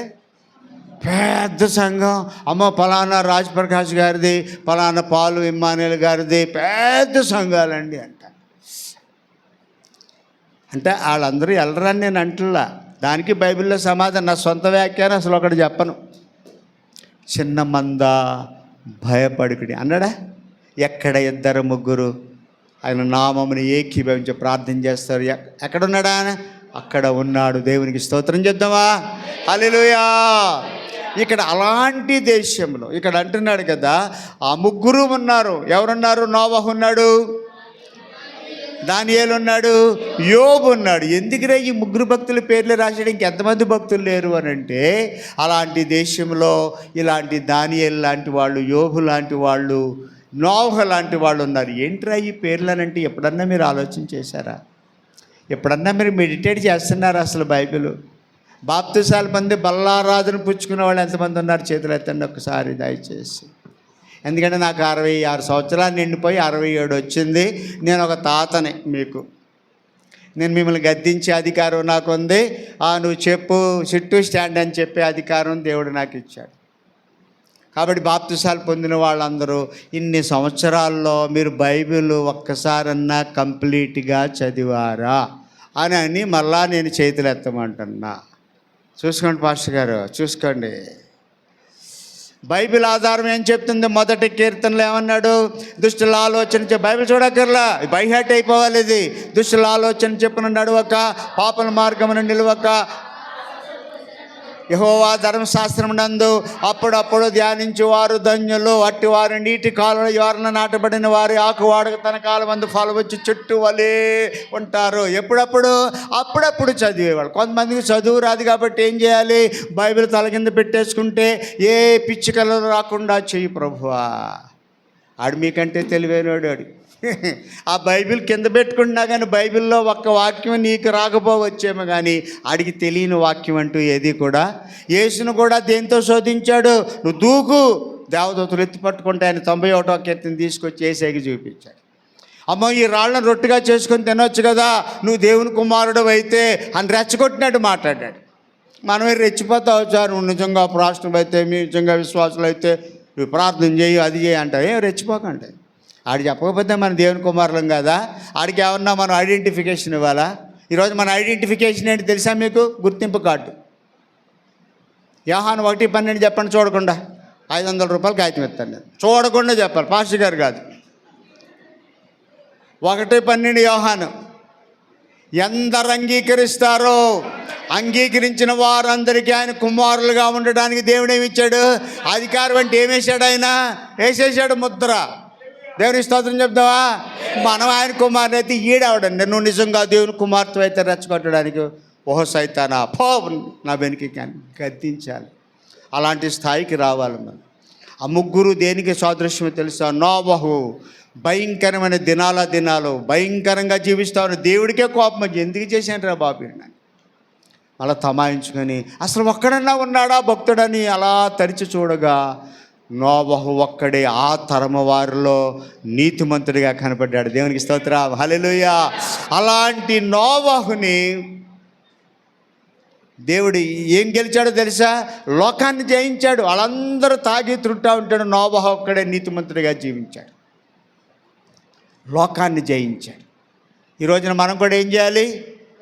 మనం ఫస్ట్ చదివిన దాంట్లో మొదటి పేతురు అన్నాడు, ఇంతవరకు నువ్వు చేసిందే చేసావమ్మా, ఇవన్నీ కూడా ఇక్కడతో ఫుల్ స్టాప్ పెట్టే అని అన్నాడు. లోకాన్ని మనం జయించాలి. రెండవది, యోబు సాతాను జయించాడు. సాతాను వచ్చాడు, శ్రమలు పెట్టాడు. ఒక్క క్షణంలోనే ఆస్తి అంతస్తు బిడ్డలందరూ పోయినా కూడా యోబు ఎక్కడా కూడా చలనం చెదిరిపోలేదు, ధైర్యంగా ఉన్నాడు, బలంగా ఉన్నాడు. ఇలాగ భార్య వచ్చి ఇంకా ఏంటయ్యా దేవుడా అంటే ఎంత పోయినాను, దేవుణ్ణి దూషించి చచ్చిపోకూడదా అంది. బాధ చూడలేక మాట అంది అంతే, తప్పితే భర్త మీద ప్రేమ లేక కాదు. కొంతమంది వ్యాఖ్యానం చేస్తారు, ఈ ముసలాడు ఎప్పుడు పోతాడా, మళ్ళీ పెళ్లి చేసుకుందామా అని. అంటే వాళ్ళ ఆలోచన ధోరణులు అలాగంటే ఒక్కొక్కడు ప్రసంగం చేయండి అంటే యోబు భార్య మీద 4 రకాల ప్రసంగాలు చేస్తారు. అన్నీ ఇది కూడా బాగానే ఉంది, ఇది బాగానే ఉంది, దానికంటే ఇది సూపర్గా ఉందంటారు. కానీ అక్కడ విషయం ఏంటంటే అప్పుడేమన్నాడు? అమ్మ మూర్ఖురాలు మాట్లాడినట్లు మాట్లాడద్దు, అన్నీ మంచేనా, చెడు అనుభవించతగదా అన్నాడు. కాబట్టి దేవుని బిడ్డలకి శ్రమలు ఉంటాయి, కష్టాలు ఉంటాయి. Suffering is such a subject you can preach anywhere you get audience అని చెప్పి ఒక స్లోగన్ ఉంది. శ్రమలు లేనివాడు ఎవడున్నాడండి? ఆ గులాబీ పువ్వు అంటే నన్ను అంత అందంగా సృష్టించగానే కింద ముళ్ళులేంటి ప్రభువా, ఎవడన్నా వచ్చి ముట్టుకుంటాడు గుచ్చుకుంటున్నాయి అందంట. సరే ముళ్ళులు తీసేస్తాను, లేదు ముళ్ళులు తీసేసాను. నెక్స్ట్ రోజు మేక వచ్చిందని లటక్కన మింగేసింది. అదే ముళ్ళుంటే తింటుందా? శ్రమ ఉండాలమ్మా, కష్టం ఉండాలి. కష్టం ఉంటేనే మనం ఏం చేస్తాం? అప్పుడప్పుడు కూడా మనం బలపడాలంటే కష్టాలు, ఆ శ్రమలలో. అందుకనే దావీదు అంటాడు, ఇదిగో శ్రమ లేకముందు నేను త్రోవ విడిచాను, ఇప్పుడు శ్రమ పొందడం నాకు మేలయ్యింది అని అన్నాడు. ఆ ఒక్క మాట మీదే బోల్డ్ విషయాలు చెప్పగలను, శ్రమ మీదే. ఇంకా నా సబ్జెక్టుకే వెళ్ళలేదు నేను. ఇంకా టైం 12:15 అయ్యింది. షుగర్ వాళ్ళకి మీరు గిరిపడి పడిపోకుండా ఉండాలి కానీ సాయంకాలం వరకు ఇలాగే చెప్తా. నేను షుగర్ పేషెంటే, కానీ నాకు దడ రాదు. ప్రసంగం చేసి ముగించుకున్న తర్వాత అప్పుడు వస్తుంది దడ. అప్పటి వరకు నన్ను ఎవరు నిలబెట్టారు? ప్రాక్టికల్ చెప్తున్నా, ఊరిని మిమ్మల్ని నవ్వడానికి చెప్పట్లా. It's a practical. పెద్ద పేగి మీద నాకు క్యాన్సర్ వచ్చింది, 15 రోజులే బ్రతుకుతాడన్నారు 2018లో సంగతి. అప్పటికి నాకు 60 నిండిని. అప్పటి వరకు ఏ జబ్బు నేను ఎరగను. కానీ భయంకరమైన పరిస్థితి, దేవుడు నిలబెట్టాడు. మళ్ళా సంవత్సరానికి మళ్ళా వచ్చింది, ఆపోజిట్లో మళ్ళా కట్ చేశారు. దేవుడు ఏ బిళ్ళ తినట్లేదు. కూతురంట, ఒక్క కూతురున్న 10,000కి సమానం అంట. ఓకేనా? 10 కుమారులను ఏమంటాం ఇంగ్లీష్లో? 10 sons. అదే కంటిన్యూగా పెట్టామనుకో, 10 son. 10 కుమారులు కాదు, టెన్షన్ అన్నమాట. కొడుకులు ఉన్నవాళ్ళు మాకేంటండి పెట్టేస్తాడు, కొంపటంతో అనుకుంటాడు. పెట్టాడులే ఆడి పేరు, కొంపడ పెట్టకుండా ఉంటే చాలు. కుమార్తె, ఒక్క కుమార్తె 10,000 కంటే ఎక్కువైంది. నాకు ఒక్కతే కుమార్తె. వాళ్ళ ఆయనకి చెప్పి 4 లక్షలు ఒకసారి కట్టింది, 3 లక్షలు ఒకసారి కట్టింది. ఈ రోజున బతికించి పెట్టుకుంది. మన జూలైలో వచ్చి ఒక నెలన్నర ఉండి మాతో అందరితో కూడా కూర్చి మాకు ఆగ్రా చూపించింది, ఢిల్లీ చూపించింది, విమానాల్లో తిప్పింది. అర్థమైంది. కొడుకులు ఉన్నారు. ఒక కొడుకు వెళ్ళిపోయి అమెరికాలో ఉన్నాడు, ఆడు ఇంకా తుస్సు తస్సు అంటా ఉన్నాడు. ఇంకొక ఆయన ఉన్నాడు, అయ్యా ఏంటనుకుంటే ఈ రోజున ఆయన వన్నెస్ పేరు మీద కొంత సేవ చేస్తూ ఉన్నాడు, కాస్త ఊపిరి పీల్చుకుంటున్నాం, అయ్యా భలే కొడుకుని ఇచ్చామని ఇప్పుడు మేము ఆనందిస్తూ ఉన్నాం. ఎందుకు ఈ మాట చెప్తున్నారు? దేవుడు ఎప్పుడు కూడా ఆడపిల్లలు అంటే కొంచెం తేలిగ్గా చూస్తారు. వారు క్షమించాలి. మళ్ళీ మా జోయ్ గారు అంటూ నాకు 2 కొడుకులను ఇచ్చాడు కదా అని. టెన్షన్ ఏమి ఉండదులే బాబు నీకు. దేవుని స్తోత్రం చెప్తావా? ప్రభు ఎంత గొప్పవాడండి. బిడ్డలు యెహోవా అనుగ్రహించు స్వాస్థ్యం అండి. ఆ బిడ్డలు ఎవరైనా సరే సంతోషంగా స్వీకరించి దేవుడు ఎందుకు ఇచ్చాడు, దాని వెనక ఏం మేలు దాచుంచాడో మనకు తెలియదు. కాబట్టి ఈ రోజున ఎక్కడున్నాం మనం? అదే అధ్యాయాలు ఉన్నాం కదా, 14 ముగిస్తారు, తొందరగా వెళ్ళిపోతాను. 3 ఆయన పేరుని దానియేలు కదా. నోవాహు దేన్ని జయించాడు? లోకాన్ని జయించాడు. యోబు గారు సాతాన్ని జయించాడు. దానియేలు గారు రాజుగారు భోజనం పంపిస్తే అది విగ్రహారాధనకి అర్పించిన భోజనం, అది తింటే అపవిత్రం అయిపోతానని చెప్పి ఏమన్నాడు? అమ్మో ఈ భోజనం నాకు వద్దన్నాడు. శరీరాన్ని జయించాడు. దేవునికి స్తోత్రం. ఈ రోజున షుగర్ బీపీ వాడికి ఎందుకు పెట్టాడు రా అంటే, నువ్వేది పడితే తినేస్తున్నావు. ఉప్పు తక్కువ తినమంటే వేసుకోవటం లేదు, వేపినవి తినొద్దంటే తింటున్నావు, అందుకని బీపీ పెట్టాడు. ఇప్పుడు బీపీ వాడికి ఏం కావాలి? ఉప్పు తక్కువ తినాలి, కారాలు నూనెలు తినకూడదు. షుగర్ వాడికి ఏంటి పరిస్థితి? వీడు ఎప్పుడు పడతాడు ఎంతెంత తింటాడు. అందుకని 4 గంటలకు ఒకసారి ఎంతెంత తినాలండి. తింటాడు. షుగర్ ఏమవుద్ది? కంట్రోల్. అది ఏం కంగారు పడకండి, ఏం భయపడిపోకండి. షుగర్ అన్నవాడు తెల్లారిపాటికి చచ్చిపోవడం ఫుల్ గ్యారెంటీ ఇస్తున్నా. నువ్వెంత తక్కువ తింటే అంత ఆరోగ్యంగా ఉంటావు నువ్వు. ఈరోజు నీకు పని చేయకుండా వాషింగ్ మిషన్ కొనిపించుకున్నావు. నేను పని చేయలేకపోతున్నానయ్యా, నడుము పడిపోయింది, వాషింగ్ మిషన్ కొనిపించిన తర్వాత బట్టలు వేయడానికి బద్ధకమే, ఆ గుంజేసిన బట్టలను తీసి అండేయడానికి బద్ధకమే. ఈ బద్ధకాల వల్ల షుగర్ అయిపోయి వీళ్ళ లెవెల్ పెరిగిపోతూ ఉంది. తిండి తగ్గించా. మాంసాహారులు దేవుని రాజ్యానికి వెళ్తారా? వాడితో సహవాసం కూడా చేయొద్దన్నది. తిండిపోతులు దేవుని రాజ్యానికి సాయంకాలం వెళ్ళగానే బజ్జీలు కొట్టుకాడే అంతమంది కనపడతారు చూడండి. Meals on wheels. తిండికి ఎంత దూరంగా ఉంటే మనకు అంత ఆరోగ్యం. ఓకేనా? అది అయిపోయిన తర్వాత అదే అధ్యాయంలో కిందకు వచ్చేసేయండి. 14వ అధ్యాయంలోనే ఈ 3 పేర్లు 4 సార్లు ఉటంకించాడండి. అది అయిపోయిన తర్వాత ఈ 17వ వచనములో, నేను అట్టి దేశం మీదకి యుద్ధము రప్పించి ఖడ్గమును పిలిపించి నీ దేశమున సంచరించి మనుషులు పశువులు నిర్మూలన చేయమని ఆజ్ఞ ఇచ్చిన ఎడల ఆ 3 దానిలో ఉన్నా. మొదటిది శిక్ష ఏంటంటే ఖడ్గం ద్వారా శిక్షిస్తానన్నాడు. రెండవది చూడండి 19వ వచనములో, అట్టి దేశములో ప్రాణహాని మగునంతగా నేను రౌద్రమును కుమ్మరించిన ఎడలా అని అన్నాడు. ఇలాంటి రౌద్రాలు అసలు ఇంకో మాట చెప్పాడు 21వ వచనంలో. ఏమన్నాడు? యెహోవా ఇలాగ సెలవిస్తున్నాడు, మనుషులను పశువులను నిర్మూలన చేయవలనని నేను ఖడ్గము చేతను, క్షామము చేతను, మృగముల చేతను, తెగులు చేతను, ఈ 4 విధముల యెరూషలేము మీద నేను తీర్పు తీర్చిన ఎడల అట్టివారు ఉండినను. ఎట్టివారు? ఎట్టివారు? ఈ నీతిమంతులు లాంటి వాళ్ళు ఉన్నా వారు తమ్మును మాత్రమే రక్షించుకోగలుగుతారని చెప్పిన తర్వాత 22వ వచనంలో ఎలాంటి పరిస్థితి వచ్చింది చూడండి. అక్కడ దానిలో కుమారుల శేషము, కుమార్తెల శేషము కొంత నిలుచును, వారు బయటికి రప్పించబడెదరు. మీరు వారి ప్రవర్తనను వారి క్రియలను గుర్తుపట్టినట్లు వారు బయలుదేరి మీ యొద్దకు వస్తారు. దాని గుర్తుపట్టి యెరూషలేము మీదికి నేను రప్పించిన కీడిని గూర్చియో దానికి నేను సంభవింపజేసినదంతటిని గూర్చియో మీరు ఓదార్పు నందుదురు. మీరు వారి ప్రవర్తనను క్రియలను చూచి నేను చేసినదంతయు నిర్హేతుకముగా చేయలేదని మీరు తెలుసుకుని ఓదార్పును అన్నాడు. ఇంత చేసిన తర్వాత నేను ఇలా చేశానని మీరు బాధపడుతున్నారా? నేను కావాలని చేయలేదు, నాకు కోపం వచ్చి చేయలేదు, నా బాధ ఉండి చేయలేదు, నేను నిర్హేతుగా చేయలేదని అనే మాట ఎందుకు ఇలాగంటున్నాడనంటే మీకు ఇంకొక మాట ఇక్కడ జ్ఞాపకం చేస్తాను. ఎలా ఈ 4 విధాలైన తీర్పులు దేవుడు మన దేశాల మీదకి పంపిస్తూ ఉన్నాడు. 5వ అధ్యాయం ఇదే హెస్కేలు గ్రంథం 17వ వచనం చదవండి. 5వ అధ్యాయం 17వ వచనం. ఈ ప్రకారం నేను మీ మీదకి క్షామమును దుష్ట మృగములను పంపుదను, అవి నీకు పుత్రహీనత కలుగజేయును, తెగులును ప్రాణహానియు నీకు కలుగును, మరియు నీ మీదకి ఖడ్గమును రప్పించేదను, యెహోవానగు నేనే ఇలాగూ ఆజ్ఞ ఇచ్చుచున్నాడు. ఎందుకు ఇలా జరిగింది, మన ఎందుకు అలాంటి ఉపద్రవం వచ్చిందనంటే దానికి సమాధానం చదువుకుందాం. 8వ అధ్యాయం 22వ అధ్యాయం ఇర్మియా గ్రంథం, 22వ అధ్యాయం ఇర్మియా గ్రంథం 8-9 వచనాలు చదువుదాం. అయిగా నాకు ఇంకెంత టైం ఉందో చెప్పండి. మీ వాళ్ళు వింటున్నట్టు కనబడుతున్నారు, చెప్పమన్నట్టున్నారు. ఇంకా చెప్పండి, ఇంకొక అరగంట అంటే దేవునికి స్తోత్రం చెప్పండి. ఆమేన్. మెజారిటీ దొరికింది అనుకుంటున్నాను. ఓకే, 8వ వచనంలో ఏముందో చూడండి.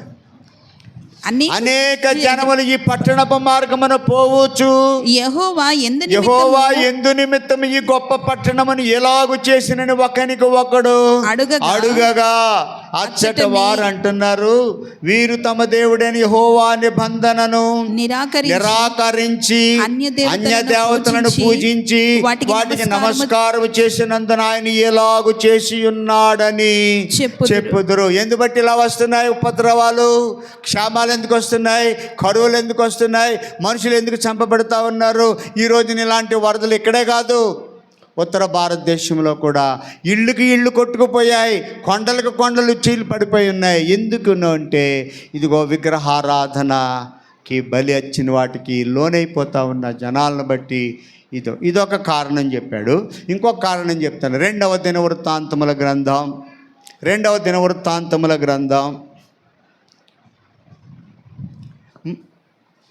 36వ అధ్యాయం 15వ వచనం. 2వ దినవృత్తాంతముల గ్రంథం 36వ అధ్యాయం 15వ వచనం.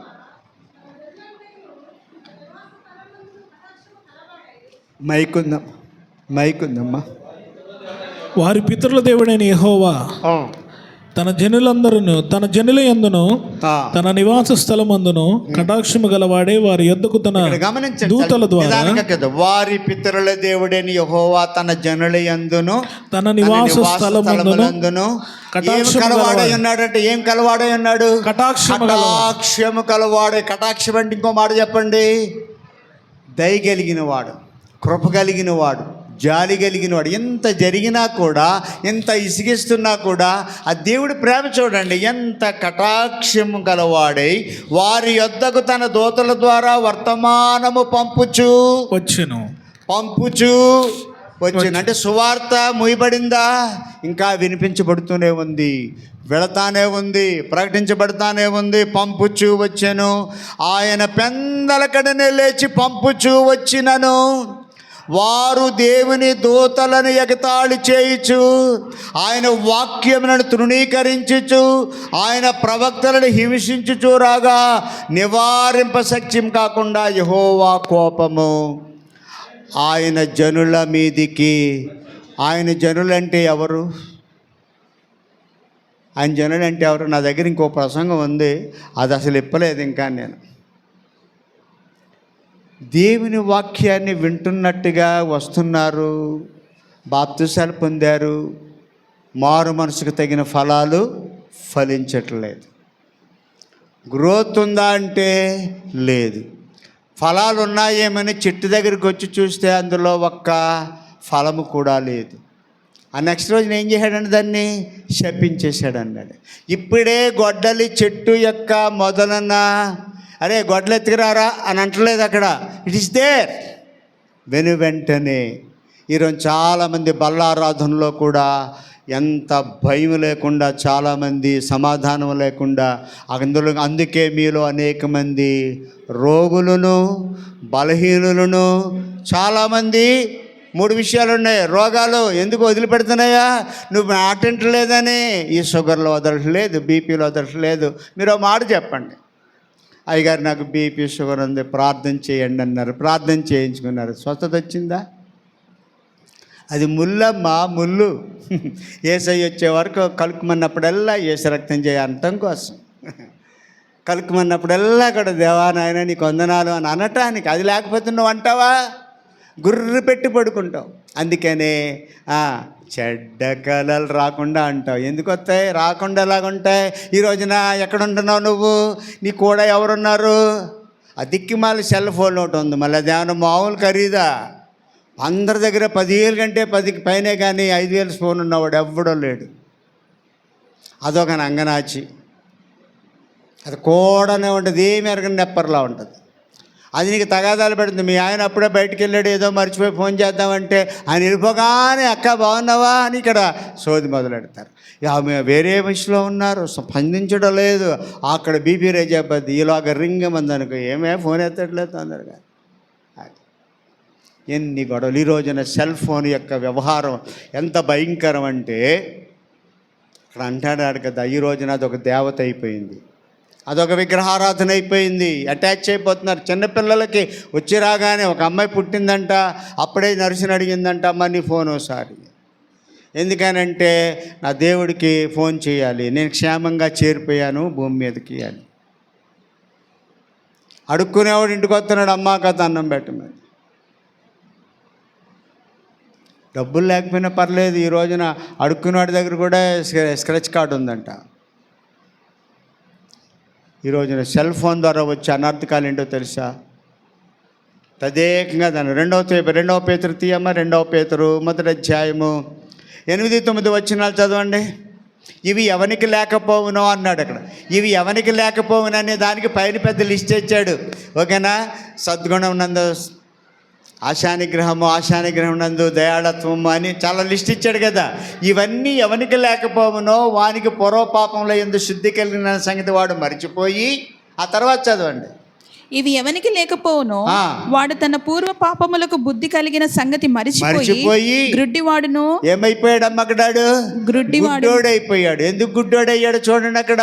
దూరదృష్టి సంగతి. గుడ్డితనం ఎందుకు వచ్చిన? దూరదర్శనాన్ని చూడటం వల్ల దూరదృష్టి లేనివాడగును. అర్థమైందా మీకు? ఇప్పుడు నా పాయింట్ అర్థమైందా? ఆ టీవీని చూడటం వల్ల, టెలివిజన్, అది ఏంటది? ఆ టెలివిజన్ తెలుగులో ఏమన్నారు? దూరదర్శనం అన్నారు అన్నమాట. దూరదర్శనం దగ్గరగా కనపడడానికి అద్దాలు పెట్టాం మనం. ఏదమ్మా నీ కంటి చూపేదంటే ఇటు తెలుగులో చెప్తే బాగోదు. నా దూరపు గుడ్డోడు అని అన్నాడు. దూరపు గుడ్డోడు అంటే బాగుందా? కాబట్టి ఇంగ్లీష్లో నాది లాంగ్ సైట్. ఏ సైట్ అంటే వినడానికి ఎంత చక్కగా ఉంది, ఎంత నైస్గా ఉంది. Long site. ఎందుకు వస్తుంది గుడ్డితనం? సెల్ ఫోన్లు కూడా రాత్రి 1 గంట వరకు అలాగ పట్టుకుని చూసాడు. రేపు పొద్దునాడు చెయ్యి అలాగే ఉండిపోతుంది. ఆ ఫోటోలు తీసుకుని పెట్టుకోవాలి ఇంట్లో. అలా చూస్తూ ఉంటాడు. ఆడికి 1 గంట తర్వాత నిద్ర పడద్దా? ఒకప్పుడు నమ్మలేని నిజాలు. మధ్యాహ్నం కూడా వచ్చి ఏంటి తెలుసా? బతుకు చెప్పండి, బతుకు జట్కా బండి అంట. కుటుంబాలు అలాగ అయిపోయినాయి, బతుకు జట్కా బండి అంట. ఇంకోటి పెట్టాడు, రచ్చ బండ. మళ్ళీ మేమేమన్నా తక్కువ అని 3వోడు ఇంకో పేరు పెట్టాడు. థ్యాంక్ యూ, మీరు చాలా మంచివాడమ్మా. లేనిపోయింది నేను మీకు నేర్పుతున్నట్టుంది ఇప్పుడు. ఓకేనా? ఇక్కడ మనం ఏం చూస్తున్నామంటే, ఎక్కడున్నాము మనం? దూరదృష్టి, గుడ్డితనము. ఈ రోజున మనకి ఏమొస్తుంది? సంసోను పాపం చేసి ఏం పీకేశారండి? కళ్ళు పీకేసి. కళ్ళే పీకపోతే ఇంకోటి కుడి చెయ్యి ఎడం చేతి తీసి అసలు వాడేచ్చుగా. కళ్ళే పీకేశారు. అవ్వమ్మ పండు చూస్తే అట్రాక్షన్ వచ్చేస్తే కళ్ళు తెరవబడ్డాయి ఉంది కదా. పండు తినడం వల్ల ఏం తెరవబడింది? ఆఖరి సంఘం పేరేంటి? ప్రకటన గ్రంథంలో లవోదికా సంఘం 3వ అధ్యాయంలో ఏమన్నాడు అక్కడ? లవోదిక సంఘంలో నేను ధన వృద్ధి చేసుకున్నాను, నాకేం తక్కువ లేదు, ఆడితో నాకు పని ఏంటి అని వెర్రవీగుతున్న తనములో ఉంటే దేవుడు అంటున్నాడు, నువ్వు గుడ్డి వాడవును, నువ్వు దిగంబరుడువును, నువ్వు దిక్కుమాలిన వాడు, దిగంబరుడువు. ఇంకేమన్నాడు?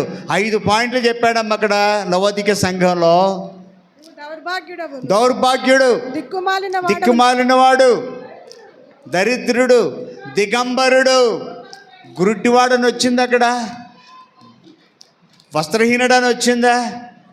ఎంత బాధ! ఈ రోజున వస్త్రహీనుడంటే రక్షణ వస్త్రాలు కోల్పోతున్నారు, మహిమ వస్త్రాలు కోల్పోతూ ఉన్నారు. ఈ రోజున దిగంబరమైనటువంటి పరిస్థితి కనబడుతుంది. ఆఖరి సంఘ కాలం. దేవుడు ఆలస్యం చేయడానికి, నేను ఇక్కడ ముగించినానా, దేవుడు ఆలస్యం చేయడానికి గల కారణం ఏంటో చెప్పనమ్మా. నేను ఒక విషయం చెప్దామనుకున్నాను. యేసుప్రభు వెళ్ళిపోతూ ఉంటుండగా ఆయన ఎంతమంది చూశారంట? 1 కొరింథీ 15వ అధ్యాయం రెఫరెన్సే ఇస్తాను. 1 కొరింథీ 15వ అధ్యాయము 6వ వచనంలో, బైబిల్ తీసి తొందరగా చదవగలిగిన వాళ్ళైతే చదవండి. అక్కడ 500 మంది కంటే ఎక్కువ మంది దేవుణ్ణి చూశారు వాళ్ళు. ఓకేనా? ఈ 500 మందిలో 5 సర్కిల్ చేసుకుంటే, మొదటి సర్కిల్లో ఈ 500 మందిని పెడితే వీళ్ళు బిలీవర్స్, విశ్వాసులు వీళ్ళు. ఓకేనా? ఏ గుంపులో ఉన్నారంటే ఫస్ట్ గుంపులో ఉన్నారు. 500 మంది కంటే ఎక్కువ మంది ఉన్నారు. వీళ్ళు ఏం పని చేయరు, వీళ్ళు లేబుల్ మాత్రమే. మీరు ఎవరండి? మేము క్రైస్తవం అండి, మేము దేవుని నమ్ముకున్న వాళ్ళం అండి. చర్చిలో ఏమన్నా పని చేస్తారంటే వీళ్ళు ఏం పని చేయరండి. బడాబాబులు వీళ్ళు, బిగ్ బాస్. పేరుకి క్రైస్తవులే, బిగ్ బాస్లు ఏం పని చేయరు. ఒక ఇది చేయరు, ఒక డ్రమ్ కొట్టరు, ఒక ఇన్స్ట్రుమెంట్ నేర్చుకోరు, ఒక బైబిల్ చదవరు. They don't do anything, they are boss. దేవుడు ఆలోచించాడు. చూడడానికి 500 మంది దేవుడు వెళ్ళిపోవడం చూశారు. మీరు వెళ్ళి కనిపెట్టండి యెరూషలేముని అంటే 500 మందిలో ఎంతమంది వెళ్ళారు అక్కడికి? ఓన్లీ 120.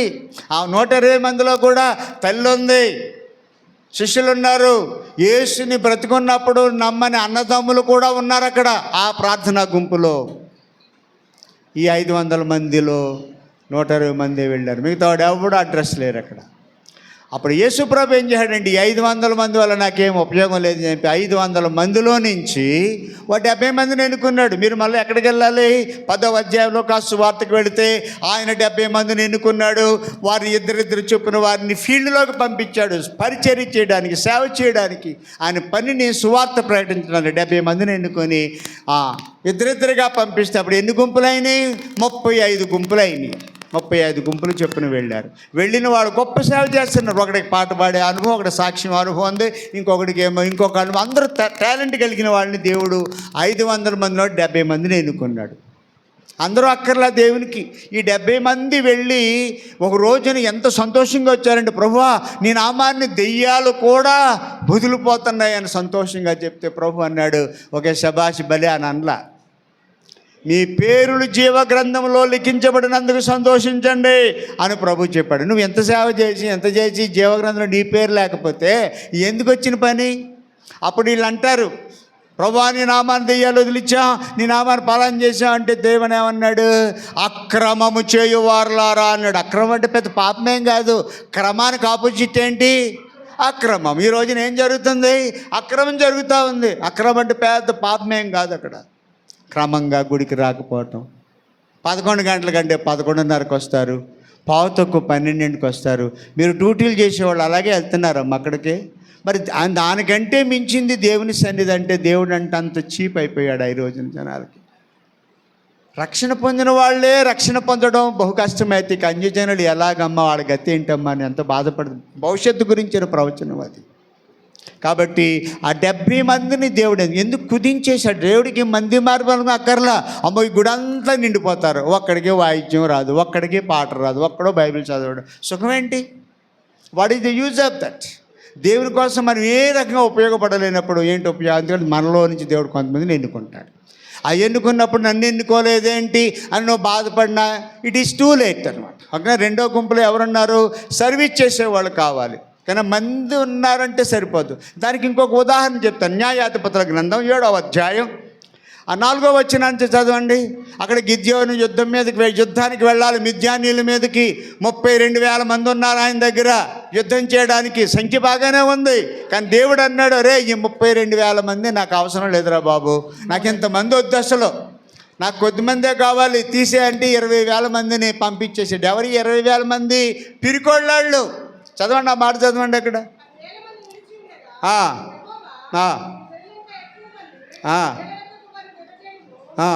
దానికి ఇంకా పైన అమ్మ 20,000 పంపించే దగ్గర అన్నాడు.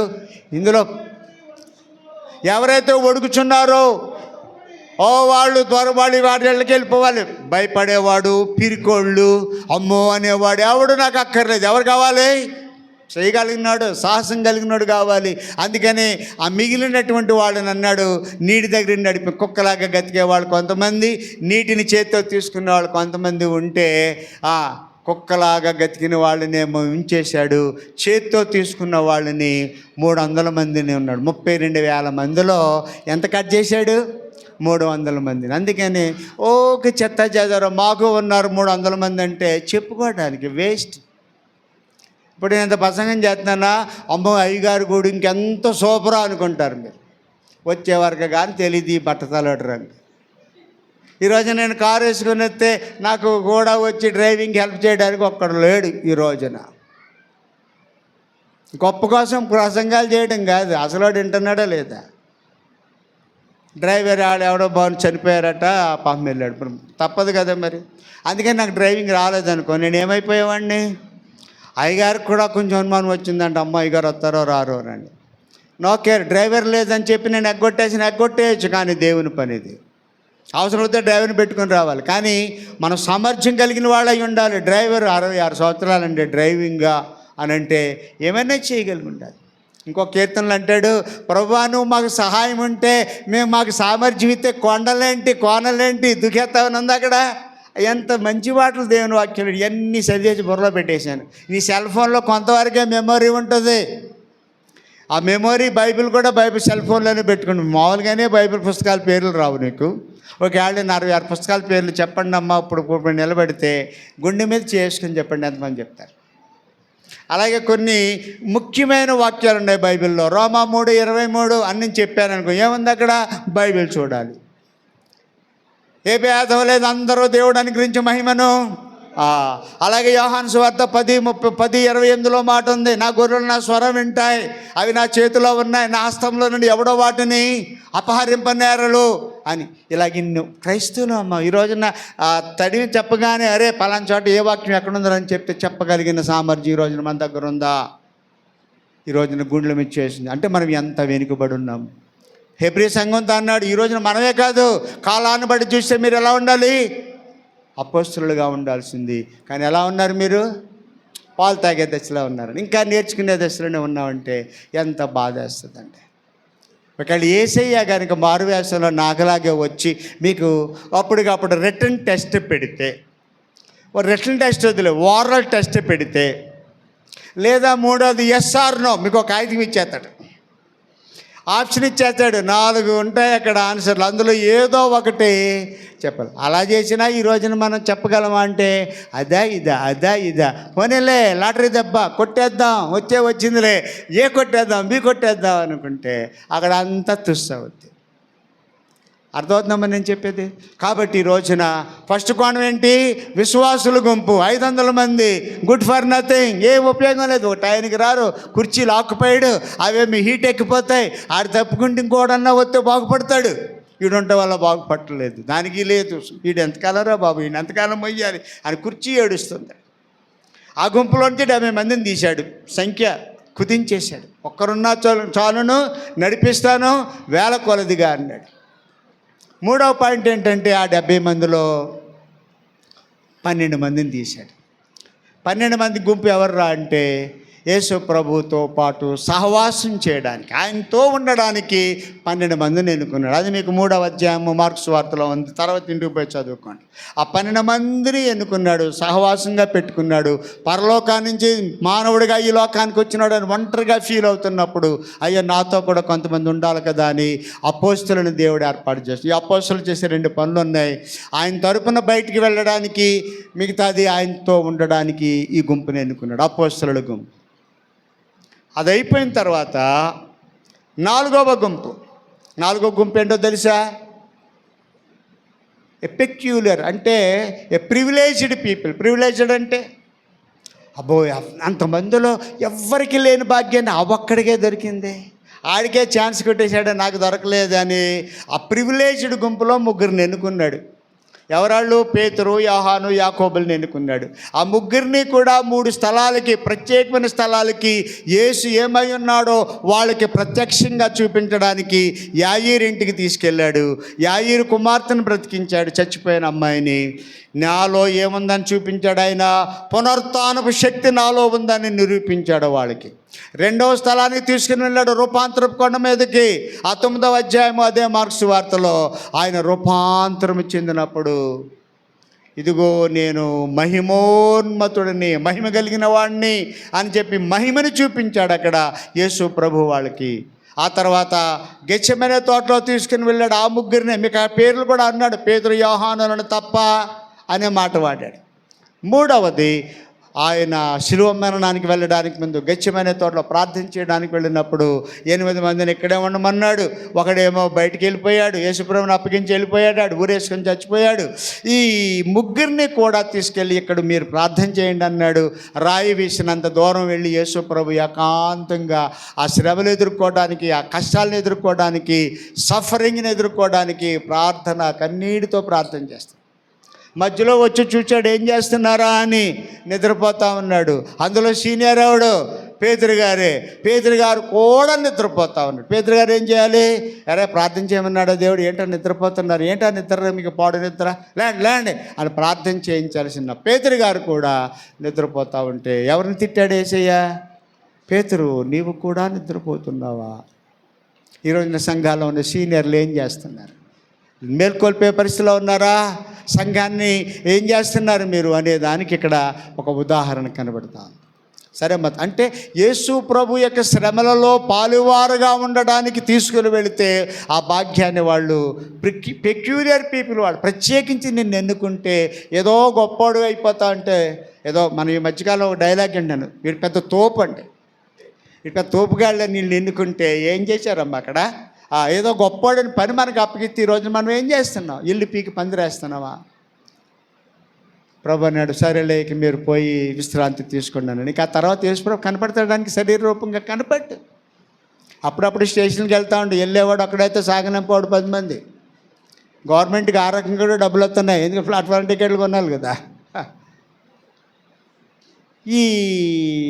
ఆ సమయాన్ని కోల్పోయారు. ఇక్కడ మీరు గమనించండి, యేసు ప్రార్థన చేస్తూ ఉన్నాడు, సంఘం నిద్రపోతూ ఉంది, సైతాన్ గాడు ఒక పక్కన పని చేస్తాం. ఈ రోజున సంఘాలు నిద్రావస్థలో ఉన్నాయి.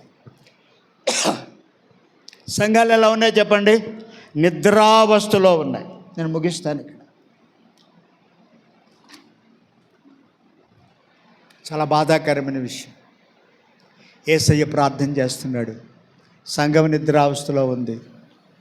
3వది, సైతాన్ గాడు కూడా చాలా తీవ్రంగా పనిచేస్తున్నాడు. సంఘాల మీదకి దాడులు రాబోతూ ఉన్నాయి. ఇక ఇలాంటి పరిస్థితులకి ముందుకు చూడం. మనల్ని క్రీస్తు నిమిత్తం ఈడ్చుకుని వెళ్ళే దినాలు రాబోతున్నాయి. ఎవరి ఇంటి వారు వాళ్ళే పట్టి అప్పగించే పరిస్థితులు రాబోతున్నాయి. ప్రియ దేవుని బిడ్డలారా, ఇక కాలం బహుకొంచెంగా ఉంది, వచ్చుచున్నవాడు ఆలస్యం చేయకుండా వస్తాడు. ఏ దాసుడు మెలకుగా ఉంటాడో ఆ దాసుడు ఎత్తబడే గుంపులో ఉంటాడు. విడవబడే గుంపు చాలా ఎక్కువ ఉంటుంది సుమా, గుర్తుపెట్టుకోండి ఆ విషయం. పొలంలో 2 పనిచేస్తున్నారు, ఒకడే ఎత్తబడతాడు. ఉదయం సాయంకాలాలు తిరగలు విసిరడం, 2 ఒకడే ఎత్తబడతారు. ఒకడు మంచం మీద పడుకుంటాడు, రాత్రి కాలాన్ని చూచేస్తుంది. పొలము మధ్యాహ్నాన్ని చూచేస్తుంది, తిరగలు విసరటం ఉదయం సాయంకాలాన్ని సూచిస్తూ ఉంది. అంటే యేసు వచ్చే సమయానికి అమెరికాలో తెల్లారొచ్చు, జపాన్లో మధ్యాహ్నం అవ్వచ్చు, మన ఆంధ్రాలో రాత్రి కావచ్చు. ఆ సమయంలో బోర ఊదినప్పుడు, చిటికేసినప్పుడు సిద్ధపడిన వారే ఎత్తబడతారు, మిగతా వాళ్ళందరూ విడవబడతారు. ఆ తర్వాత ఎంత మొత్తుకున్నా it is very serious matter. ఇప్పుడు నా మట్టుకు నేను గుండె మీద చేసుకుని చెప్తాను, దేవుడు నన్ను స్వస్థపరిచాడా లేదు? ఏ దేవుడి గురించి నేను సాక్ష్యం చెప్తున్నా, ఆ దేవుడు నన్ను స్వస్థపరిచాడు. ఈ రోజున గంభీరంగా నిలబడి సేవ చేయగలుగుతాను, నా కుటుంబాన్ని చక్కపెట్టుకున్నాను. ఈ రోజున ఆశీర్వాదం అంటే ఏంటో తెలుసా? 128వ కీర్తనలో ఏమనుంది? బైబిల్ చూడక్కర్లేదు. యెహోవా యందు భయభక్తులు కలిగి ఆయన త్రోవలు యందు నడిచి వారందరూ ధన్యులు. నిశ్చయంగా నీ కష్టార్జితాన్ని అనుభవిస్తాను. నీలో ఒకటి నీ భార్య ఫలించి ద్రాక్ష వలె ఉంటుంది, నీ బల్ల చుట్టూ, నీ భోజన బల్ల చుట్టూ బిడ్డలు ఒలీవ మొక్కల వలె ఉంటారు. దేవుని చేత దీవించబడిన వారు ఇట్టి రీతిగా ఉంటారు అని అన్నాడు. నీ పిల్లలు చూస్తావన్నాడు. చూసాడా, మా తాతను చూశాను, మా నాన్న చూశాను, నన్ను చూసుకున్నాను, పోనీ ఇలా పెడతాను, మధ్యలో నేను ఉన్నాను. ఇటు మా తాతను చూశాను, మా నాన్న చూశాను, నన్ను చూసుకున్నాను, మా డేవిడ్ పార్లాని చూశాను, ఆడు కొడుకుని చూశాను జోయాష్ని. అంటే 5 ఏళ్ళు నిండిపోయినాయా, ఇక నాకు ఏం పని లేదు, అన్నీ చక్కబెట్టేశా. మా అమ్మగారికి కూడా ఒకవేళ ప్రభు నన్ను పిలుచుకున్నాడు అనుకో, ముందు నువ్వేం భయపడాల్సిన పనిలే, గృహదర్శనాలకు వెళ్ళిపో, 4 మాటలు చెప్పు, ప్రార్థన చేయి, ఆ దేవుడు నిన్ను అద్భుతంగా పోషిస్తాడు. ఆయన వెళ్ళిపోయాడని ఆడవలసిన పనిలే. ఒకవేళ నువ్వు వెళ్ళిపోయా నేనే నెలకొను, నా పేరుకి తాకడ దబ్బిడే నా పరిస్థితి, కాఫీ కూడా కలుపుకోలేను నేను. కాబట్టి నేను నువ్వు ఉన్నావు అనుకో, ఏదో పిల్లలు చూస్తావు, అంట్లు తోస్తావు, వంట ఉంటుంది కాబట్టి నేను సుఖంగా చూసుకుంటాను. నన్నేవాడు చూస్తాడు, కోడలు ఉందనుకో కాఫీ ఇమ్మనంటే ఇలా చూస్తుంది పైనుంచి. మా పరిస్థితి అలాగ ఉంటుందమ్మా. ఎవరు ముందు వెళ్తారో ఎవరు వెనక వెళ్తారో తెలియదు, కానీ మనం దేనికి కూడా భయపడాల్సిన పని లేదట. కుక్కకని దానికి నీకు ఇంత వయసు ఎత్తున్నాను అంటే, బాబు నాకు అంత వయసు ఎత్తులే, 20 తీసేయందంట. ఆ దానికి ఇంకో దానికి ఏదో 20, గాడిదకేమో 20 ఇస్తే అది నాకు వద్దందంట. ఇవన్నీ నాకే ఇచ్చే అన్నాడంటే ఈ మనుషుడు. అలాగే 60 సంవత్సరాలు ఎడికి ఇచ్చేస్తే 20 సంవత్సరాలు ఏమో ఒకరి దగ్గర చాకరా, ఇంకొక 20 సంవత్సరాలు గాడిద బతుకు, ఇంకో సంవత్సరం ఇంకో చోట ఏమో చాలా భయంకరంగా చెప్పుకొచ్చాయి. ఎందుకు ఈ మాట చెప్తున్నట్టు, ఆఖరిగా ఈ విపత్తులన్నీ దేనికి వస్తున్నాయనంటే ప్రభు త్వరగా రాబోతున్నాడు, యుద్ధాలు వస్తాయంటే ఇవన్నీ మీరు వినినప్పుడు మీ విడుదల సమీపముగా ఉన్నది. ప్రభువు వస్తున్నాడు, నేను తీసుకుని వెళ్ళడానికి అని ఒక హెచ్చరికగా ఇవన్నీ కనబడుతున్నాయి. కాబట్టి ప్రభు వచ్చే సమయానికి మనందరం సిద్ధపడదాం, అనేక మందిని సిద్ధం చేద్దాం. 38:7 చదవమ్మా, యెహెజ్కేలు గ్రంథం 37:8. 37:8 యెహెజ్కేలు గ్రంథం ఆఖరి మాట, నువ్వు సిద్ధపడు, నువ్వు అనేక మందిని సిద్ధం చేయి. 38వ అధ్యాయం యెహెజ్కేలు గ్రంథం 7వ వచనం, నేను చూచుచుండగా నువ్వు సిద్ధంగా ఉండు, నువ్వు సిద్ధపడి నీతో కూడా కలిసిన ఏం చేయాలంట, సమూహమును నువ్వు సిద్ధం చేయాలి. అది మనం చేయాల్సిన పని. ఒక గంట దేవుని కోసం దేవుని పని చేయలేరా? 4 కరపత్రాలు తీసుకుని 4 గృహాలు దర్శించండి. మా మగవాళ్ళని తీసుకెళ్తే ఎందుకు వచ్చారంటారు. మీ ఆడవాళ్ళు 4గురుగా వెళ్తే ఏ ఇంటికి వెళ్ళినా మిమ్మల్ని రమ్మనేవాడు ఎవడు లేడు. అమ్మా ఎందుకు వచ్చారు, రండి అమ్మా అని లోనికి పిలుస్తారు. చక్కగా 4 మాటలు చెప్పండి, బాధ సాధలుంటే ప్రార్థన చేయండి, దేవుడు మిమ్మల్ని వాడుకుంటాడు. దేవునికి స్తోత్రం, హల్లెలూయా. ఎందుకన్నాడో తెలుసా మాట, మార్కు 16వ అధ్యాయం అన్నాడు, నన్ను నమ్మిన వారి వలన ఈ సూచక్రియలు జరుగుతాయి అన్నాడు. ఎవరు నమ్మిన వారి వలన? ఎవరైనా సరే నమ్మిన ప్రభువును బట్టి వారు ఈ కార్యాలు చేస్తారన్నాడు. వాడు ప్రార్థన చేస్తే దెయ్యాలు వదులుతాయి, స్వస్థతలు జరుగుతాయని చెప్పాడు. కాబట్టి అందరూ కూడా సువార్త పని చేయండి, సంఘాన్ని నింపుకుందాం, ఆత్మల ప్రభు కొరకు గెలుద్దాం. రాబోయే దినాల్లో మనందరం కూడా ప్రభు పనిలో ముందుకు సాగిపోదాం. దేవుడి మాటలు దీవించునుగాక. పరిశుద్ధుడా, మహోన్నతుడా, ప్రేమ గల తండ్రి, మీకు వందనాలు చెల్లిస్తూ ఉన్నాం మా ప్రభువా.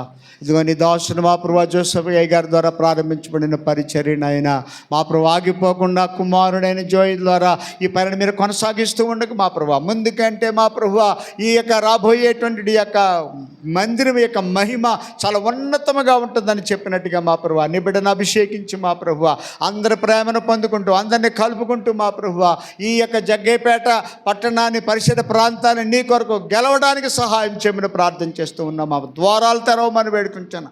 ఆటంకాల అభ్యంతరాలన్నీ కూడా నజరేయుడైన యేసు నామములో దూరం చేయమని వేడుకుంటున్నాం మా ప్రభువా.